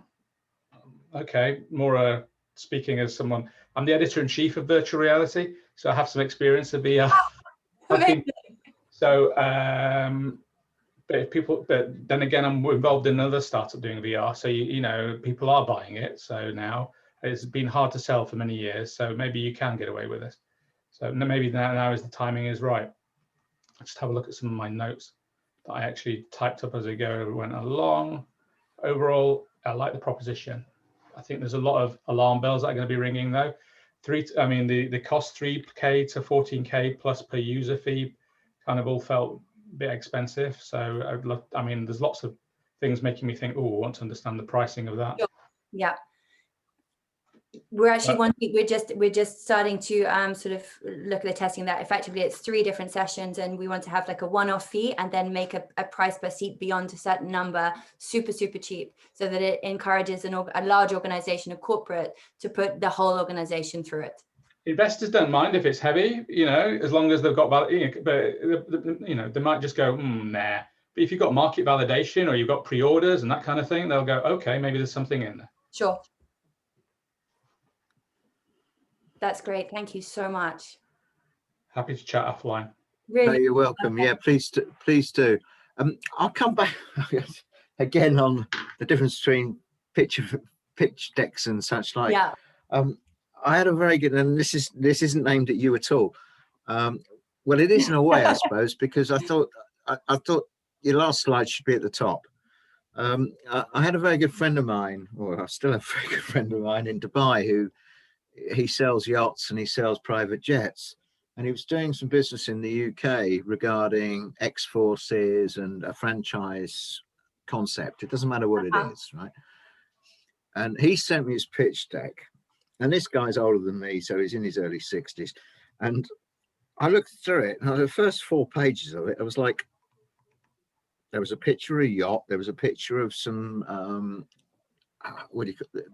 Solar panels, cars, this, that, and the other. And I went 4 pages into the thing before I actually worked out what I was doing. Right. So I sent him an email. I said, Mike, we need to talk. Yeah. So we hopped on a Zoom or a Skype in those days. I said, mate, I've looked at your pitch deck, and and please bear in mind, this is I'm going to come to a point here. I've got no idea what you're doing. Right. And he said, what do you mean? We've got the pictures of this and that. I said, yeah. Halfway down it, he had a statement from the business development guy from NatWest Bank saying this thing is just unbelievable for the X-Forces, this, that, and the other. We're going to support it 100%. I said, Mike, just put that at the top. Right. Right. Because then you've just gone bang. Right. NatWest, major business support guy, the military, you link to the armed forces scenarios. It's like, wow, this is interesting. And that's why I say to you, I think, and more I look at, you know, pitching is like, get that, I call it the knockout punch. I know Dan and I start disagreeing, agree with certain things, is bang, then there's an interest. Yeah, you get on stage, you go, this is what we do. Yeah. Not even this is what we're doing. This is where we're going. I think in Katie's slide, actually, the value you probably missed it as you had to disappear for a minute. Yeah, sorry, I went for my comfort break. The value proposition is so strong. It does frame the whole kind of conversation. I would definitely have that value proposition earlier on. The one that's at the very end, because we sort of have two. We've sort of been testing. Yeah. So we want to be the go-to platform. Yeah. All right, fine. You know, start when you get in the ring with a knockout punch. Yeah, makes sense. That's what I would say. Great. Yeah. Everybody's different. Everybody's doing different things, and there is no set way to present, and there's no set way to do a pitch or to run a pitch concept or a deck. Some say you should have this, some say you shouldn't have that. As I say, I think what we're running together with Dan and I, and also with Anthony from Seed Legals, is more the whole, like the initial 1-page teaser, get it out. Yeah. The 5-page pitch that might run off your actual pitch, and then your full-on blown out business plan with your financials in it and everything else. Absolutely. Yeah. That's for this week. We just launched a website last week, and I must confess, this is not I quickly cut out some slides from what we said. No, look, the for whole today, point, not quite getting it, but it's amazing. It's so valuable. I think everybody's different. We've had a couple today gone, there's my exit strategy, which is important for investors. We've had a couple have gone, wow, that's interesting. And the more and more I think about it and as I say, been doing this for a few years now, and pitches and pitch events and such like, everybody's different. Yeah. Characters, presenters, and it is a tell, not sell, but it should be the other way round with most people, because you're going on a capital raise journey that's going to involve the majority of your time as a founder at the moment, or all founders, whereby it's a job. It's not something you suddenly go, right, I'm going to raise this. I don't know if you ever watch Homes Under the Hammer, for example. They go and buy something in auction. They go, right, we're going to do this in 3 months, 6 months. And then they go back 3 years later, right, to these people who've gone, what happened? Well, we got delayed here, we got delayed there. That's a capital raising journey. Yeah. I'm not trying to be negative here, and I'm not being negative to you in any way whatsoever, but 99% of founders, and Dan's going to come in on this one, underestimate. Me and Neil always talk about. So, has anyone on the call other than, well, maybe Neil, done a capital raise? You're on mute, Ian. Probably not. Well, Ian probably in the past. No, yes, some time ago when I was involved directly in a software house building res systems for the travel sector, we were going to raise 40 million to buy both of our major competitors. In the end, we raised 4 million from RBDC. So we've done a lot of historically pitches and that sort of thing, and meeting with VCs. But that is a few years ago. How many? Has anyone here, as a startup, tried to do a capital raise? How long did it take you, Wayne? Or did you? How long did it take you? Wayne, we'll come on. Sorry, please answer the question, but we'll come on to your, because I got you down for a pitch as well. So we'll come back, but please answer that question. Flick your mic off and. Sorry, say that again, Dan. How long did your raise take, or are you still doing it? Oh no, we're in the process. How long do you think it's going to take? I think it will take 6 months. maybe you can do it in 6 months. Is that optimistic or not? Because I see a lot of startups who are way optimistic, 2 months, 3 months and stuff. If you can do it in 6 months, that's an achievement. Most it takes 18 months. And Wayne, that's got nothing against you whatsoever. I think the point we're trying to make is that people come in and go, I'm going to raise 150, 200, 300, whatever it might be, it doesn't matter. I think they're going to do it in 3 months. And I'd say as more as a marathon, not as a sprint. Yeah. Yeah. Which is a very interesting point to be made to all you guys out there pitching and everything else. You almost want to sort of double your horizon on where you're going, and probably even halve your raise initially. But we'll carry on that one more later if we can. I've got, sorry, is it Nutisu? Achila, are you there? I can see you. I can't hear you.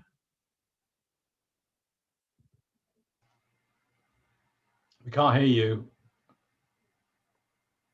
We heard your mouth move. Did you want to pitch? I've got you. Yeah, we can't hear you. I'll tell you what. Is there a problem with your microphone? Yeah. Maybe plug the mic in and out. I'll come back to you.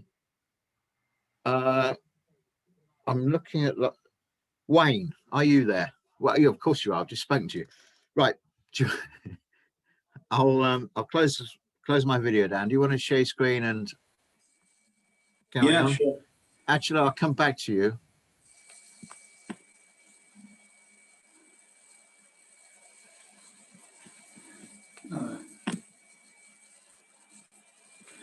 Hi guys, can you all see my screen? Yeah. Yeah, we can. Yeah. Okay, great. My name's Wayne Lindsay, and I'm one of the co-founders and CEO of Blab. Blab is an exciting Gen Z finance mobile app that helps the digital native manage their money better. With the help of our Blabatar, the app simultaneously educates and provides daily financial solutions. Now, did you know that less than 8% of young people between the age of 15 and 18 get their financial education from school? Well, we've highlighted 3 key problems. 1, the vital money lessons that we should all be aware of. 2, the real-time dangers of debt.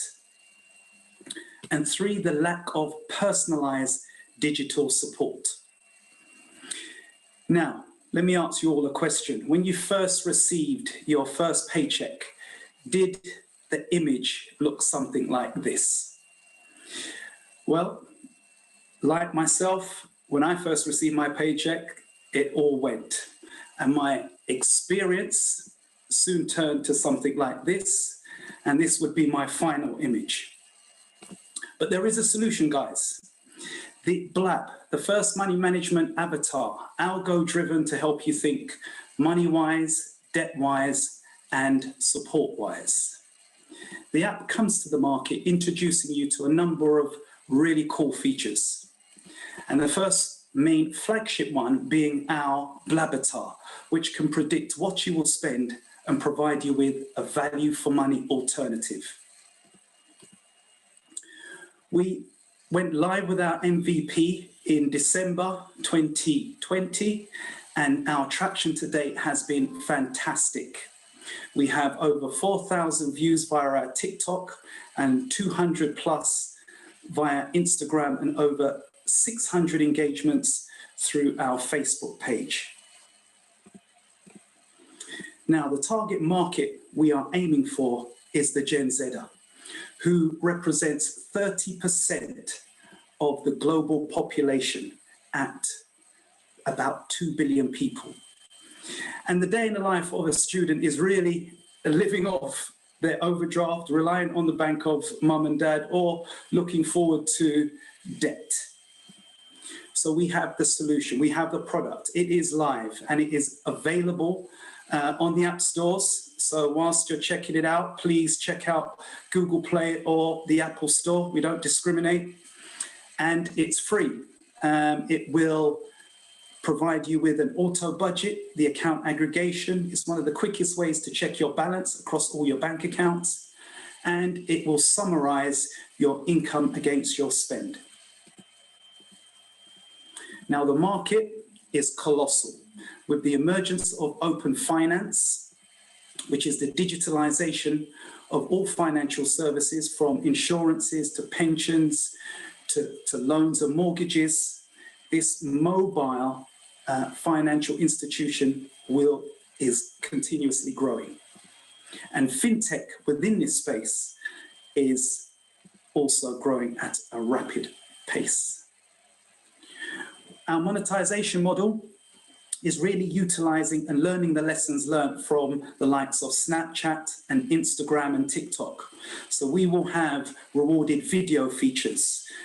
We will look into anonymized data insights, tailored marketing towards the Gen Z community, as well as the massive market within in-app purchases. Our go-to-market plan will be to focus on the 7 million 16 to 24-year-olds in the UK, focusing primarily on the 2.4 million students whom we have set up user group forums and we're working with. And globally, the aspirations are huge, because within Europe, this Gen Z community represents 43 million, and in the US alone is 90 million users. Now, just to explain a bit about who we are not a neobank, which is the common misconception. We're not wealth managers, and we're not here to sort out pensions, but what we are is money wise, as we consolidate all your bank accounts and provide you with value for money on products and services that are on offer, tailored towards your spending habits. Our competitors' landscape are as follows. We have the Money Dashboard, which are one of the pioneers in the UK. And Gabby Littlejohn is one of my mentors. Emma, Yolt and Clio, who are one of the latest apps on the marketplace. And of course, Blab, tailoring to the Gen Z market. Our journey started in 2019, and we became FCA approved and accredited in January of 2020. We formulated our team with our IT partners and API partners and data services team, and we've launched our MVP in December 2020. And yes, we are investor ready. We are seeking investment for 250K, and we have the relevant SEIS and EIS assured approvals. And the dream team, this charming young man is myself. Have a management consultancy background. I've worked with a number of really interesting startups. In fact, I think I have a career in startups. Conrad Benjamin, one of the pioneers for introducing open banking and FCA. So you can bet we used him to get our FCA accreditation. And Steve Moss, who is our CTO, who has spent most of his career working with eBay. I thank you all for listening. I'm happy to take this time to welcome you to the Blabosphere to answer any questions you may have.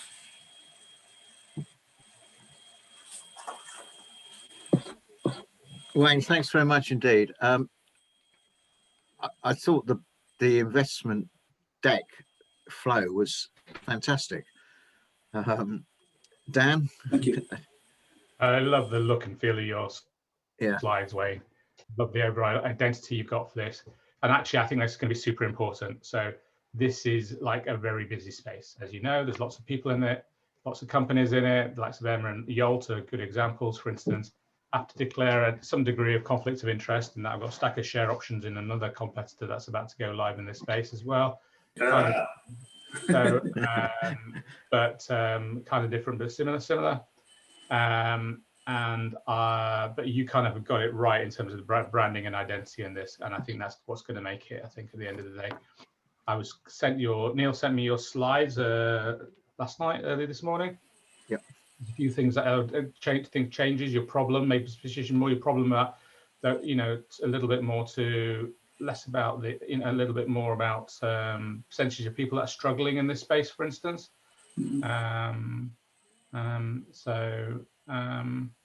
I love your team slide, which has shifted it to the back. I think that's kind of good. I think your team's going to be a big part of the override, you know, strength, given you're a startup. The fact you've got the FSA thing, maybe bring that out earlier almost, because not all the startups have it. It's a barrier they've got to overcome. So the fact you managed to get that and secure that, you know, there's a cost associated with that, and various security hurdles you've got to get across as well on that one as well. Yeah. As I understand. So yeah, and in fact, I didn't appreciate you were live until maybe I didn't read the slides until you gave your presentation. So again, something you might want to bring out more earlier. The fact you're live, ready, you're investor ready. I think that whole message about being ready and you're, you know, and almost what you're going to do next wasn't kind of, so, you know, could have been brought up a little bit forward, because you pitched yourself very carefully, maybe a little bit too carefully in the beginning. Thank you. No, it's great. Thanks very much indeed, Wayne. Right, we're running out of time, so is it Achala? Sorry, I don't know how to pronounce your name. That's right, yeah. Oh, there you are. Great. I've Can got you you hear from. me? Oh no, try again. Can you hear me now? Yeah, I've got a bit of breakthrough noise on it. I don't know if anybody else has. I had. Try again. Hello. Can I give it a try? Yeah, sure. Do you Carry have- on, please. Yeah, we'll let you know.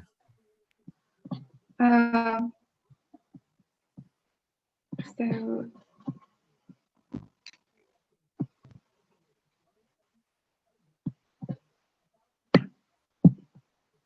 Okay. as can you hear me as well? You're breaking up a bit. We can see the slide, but your voice is breaking up. I managed a bit. Do you want to carry on? Just try. Yeah. Yes. Remember to So, speak up. So I'm the founder of New Tissue, and we are on a mission to eradicate chronic wounds. Can you hear me? Is that okay? It's not great, and part of me wonders whether you might want to. We can hear you, but it's not great. You might want to, whether you want to hold back until one of Neil's separate pitch sessions where we can hear you, or you might find if you turn your video off, nothing to do with your face by any means. You might. It feels like a bandwidth issue you've got there. I see. So if I do that, that's probably better. that's better. Right, now we can hear. I think there might be a local bandwidth issue. Okay, sure. So if I can continue, I'll try to stay within 5 minutes. So okay, great. New Tissue, with New Tissue, we yeah. Sure, thank you. We are on a mission to eradicate chronic wounds with patient-specific tissue solutions and biostimulation. Chronic wounds are a huge problem, and there's no definite solution. Sorry, Achala, you're coming out like a Dalek.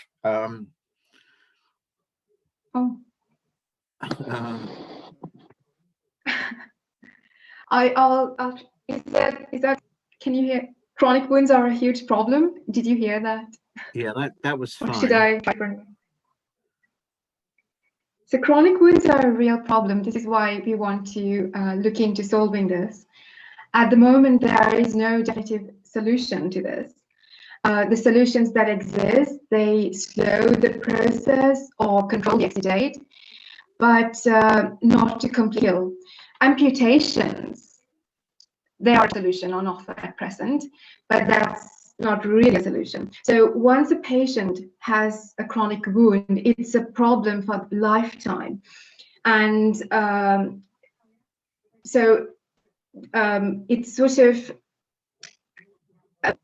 it's shown that 50% completely heal, but they take into account amputation as well. And why is this a huge problem? Why is it an endemic? It is a health economic study done looking at data from 2018 shows that 2.2 million people have had wounds in 2018 that cost the NHS 5.3 billion, which is a significant amount. So that's a huge amount, and it's not even taking into account the patient and family. Chala, sorry, this is just breaking up too much. We can't hear you. Oh, shall we? Well, I'm happy to try a different allow time. Chala to come back on the next one. Yeah, fine. I think we've finished for today. Well, not to say finished, but we can open the forum up and have a chat. Let's do that, and Chala, try and sort your audio out, and we'll come back to you if that's all right. Yeah, sure. Yeah, when is the next session? I didn't even know I had a problem. I'll send you an email for the next one, but you know, you stay on. We'll just have a little chat. We've got about 10 minutes left, so anybody else want to take the floor in the sense of comments, questions?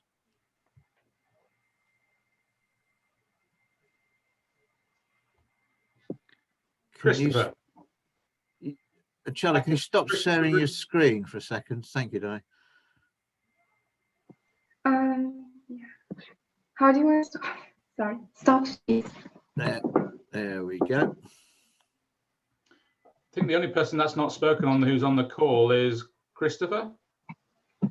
Anything you wanted to say? Hello, hi guys, how you doing? I really just kind of listening in, but I would be honored just to you know, pitch my company and get a little feedback. I don't have a big presentation. I just got one slide and straight to the point. That would be great if you can do that. Perfect, not a problem at all. Please carry on, Christopher. Okay, let me pull up my slide.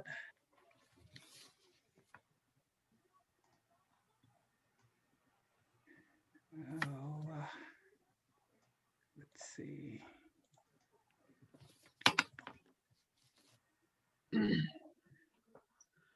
Thought I had it here. Hold on.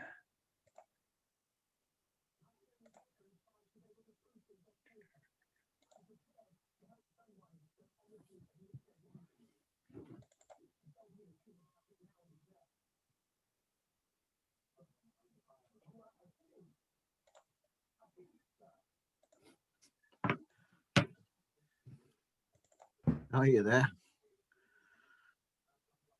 Yes. Can you see my slide? No, yeah. Try again. Got it? Yes, got it. Got it. Okay. Thank you again. It was kind of on the whim. I tried to just jump in at the same time, but enjoyed listening to everybody's pitch. Again, my name is Christopher Freeman. I'm in Atlanta, Georgia, USA. Oh, welcome. And yeah, thank you very much. And the name of my company is called BHN, Basic Human Needs, Inc.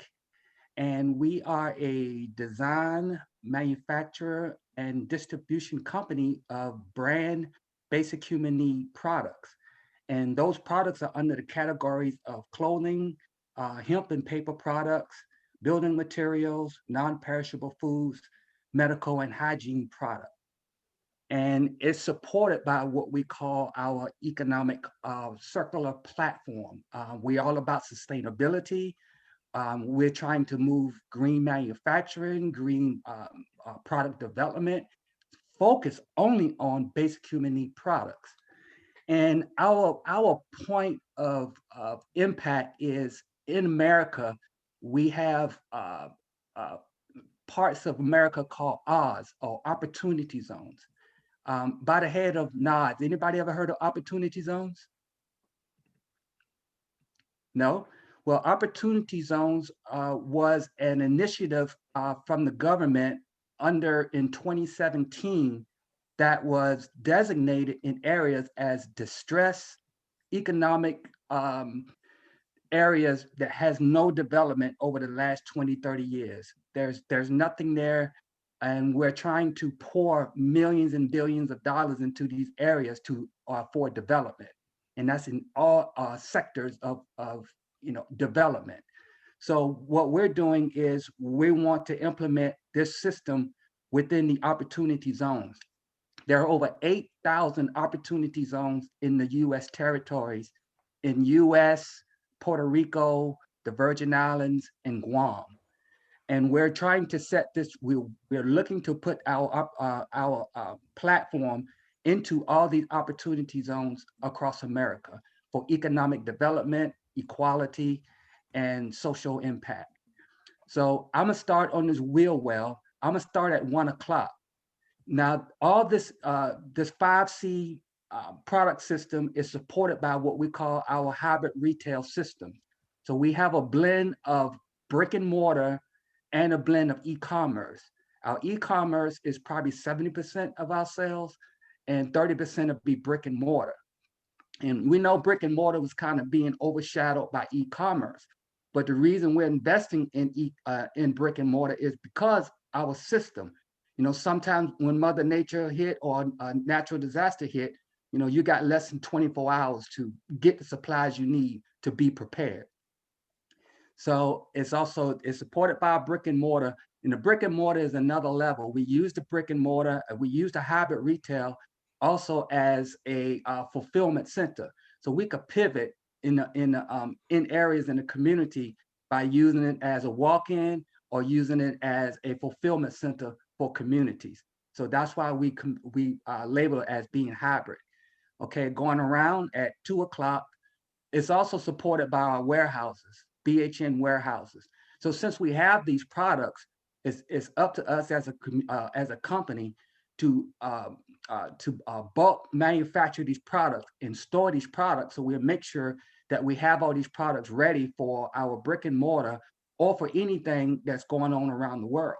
The warehouse also can support humanitarian aid anywhere in the world. So since we're basic human need products, it's good for us to invest in these products and have them always ready for anything that's going on around the world. So we can also pivot as a humanitarian aid at the click of a button. So we're also BHN manufacturing, going at 4 o'clock. We're BHN manufacturing. Sorry, Christopher, we've got a few minutes here. We can't run through all this in this time. Okay, I'm sorry. Well, it's supported by manufacturing, our agriculture, a digital platform. Let me ask you one question. Yeah. Let me help you. What do you want from the people here? I just wanted to pitch and get feedback to get everybody to understand. You haven't asked us for anything. No. I just wanted feedback. Maybe you may have some connections. We partnered with one of our manufacturing partners, a Cradle to Cradle out of the UK. So we are creating partnerships there. Okay. You need to be crisper and clearer with what you want. Don't be afraid to ask what you want. You've got a lot going on in that slide, by the way. Not that there's anything wrong with that, but where am I looking? And it's just one slide. Yeah. That's amazing.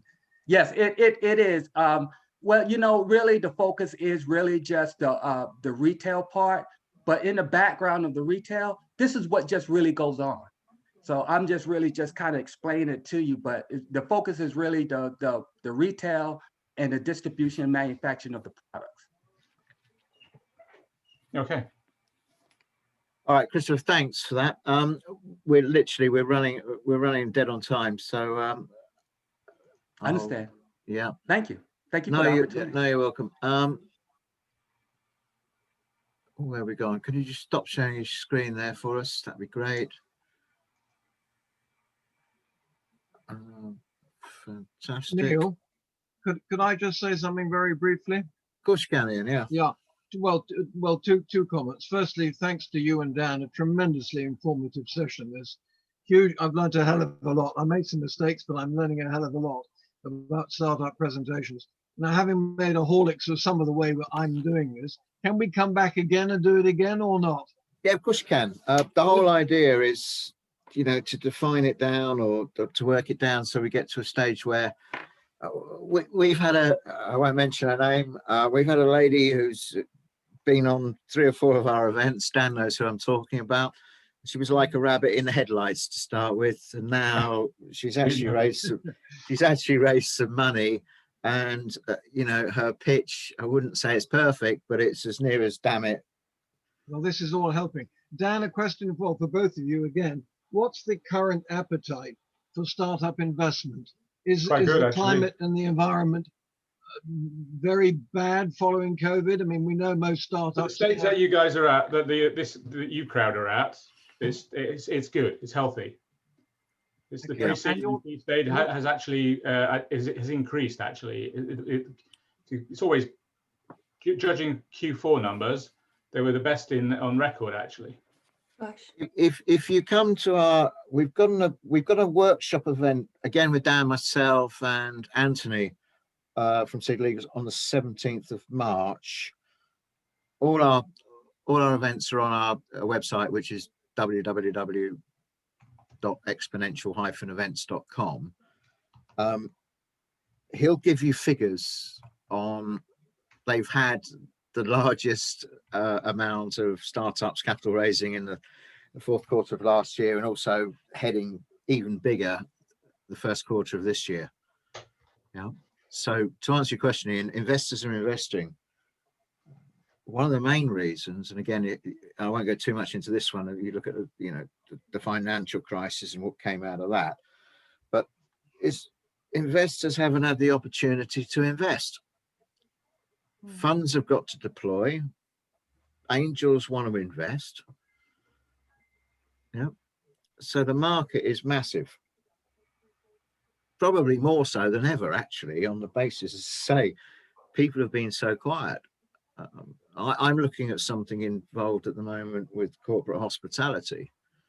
And people go nearly crazy. I said, well, no, we can't do any corporate hospitality at the moment. But over the last year and a half, companies haven't spent any money.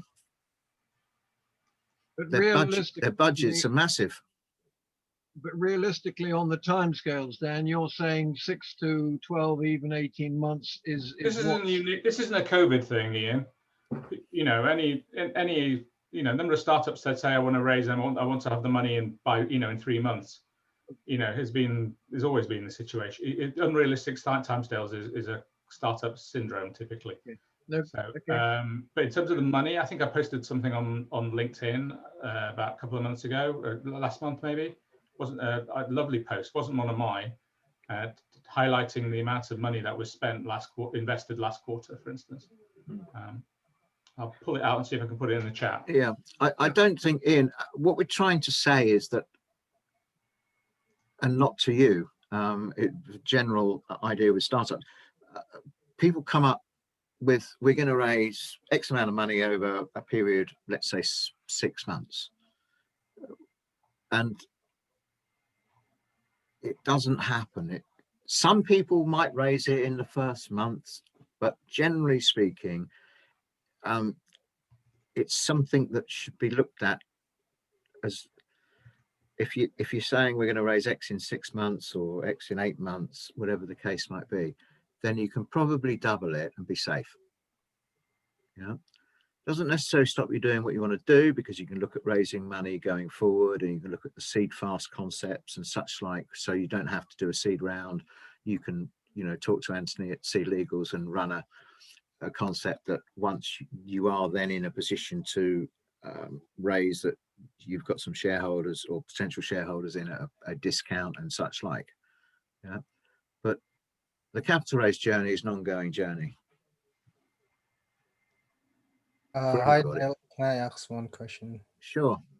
I've just sent you like email before the meeting about the questions, and the question that I want to ask is like for startup like us who are in like really pre startup stage.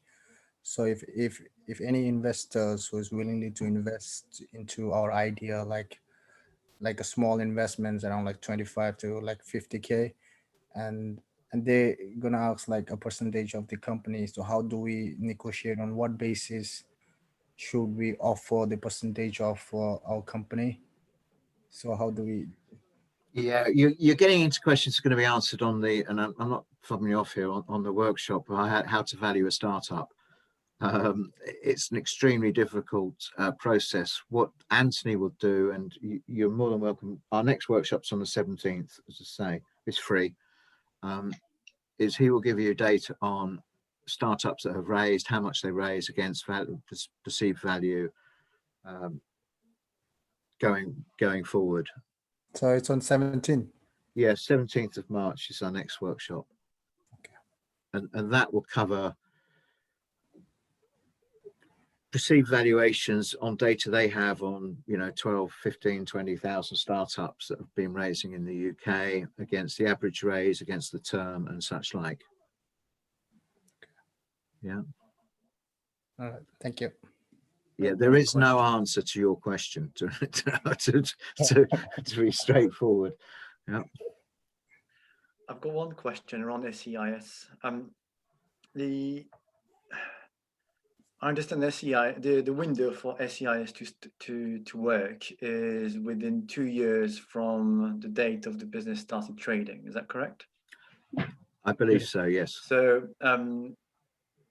started trading, I suppose there's a vague definition around it, but I suppose probably the latest date would be the date where you sign your first contract with your first customer. Would that be? Not necessarily. Okay. My question is, I mean, actually, that date is never logged anywhere. It's not like it's not a date that even ever tracked by HMRC. Is it? So that was my question. So how does HMRC track it? The reason why I'm asking for that is because obviously COVID hit and we lost most of our early users and we had to find new ones. I see the window of SEIS going away.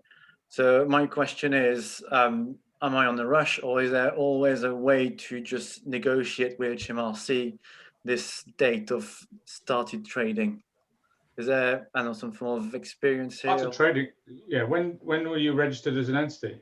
So we registered, it was in May 2019, but we signed our first contract in October 2019. Right. Again, it's something that's, without fobbing off, will be discussed in our workshops. But again, depending on, have you actually traded, have you made money, do you reset the company up under, ABC Limited instead of ABC Limited? Are you, yeah. And have you already got the assurance? Where are you with your assurance at the moment? No, I haven't started it, so I was waiting to get the full price. Let's have a call then. I can probably help you, Philip. Yeah. Okay. All right. Thank you. Okay, folks. Anything else for now? As I say, what I'll do is encourage you to come. It's free. Our next workshop on the 17th of March. Look at our website, exponential-events.com. We've also got on there our angel investors, LinkedIn groups, which are there to help you, and as I say, the events that we do. The only thing we actually charge for is a physical pitch, or not a physical, a virtual these days. God, I wish it was physical. At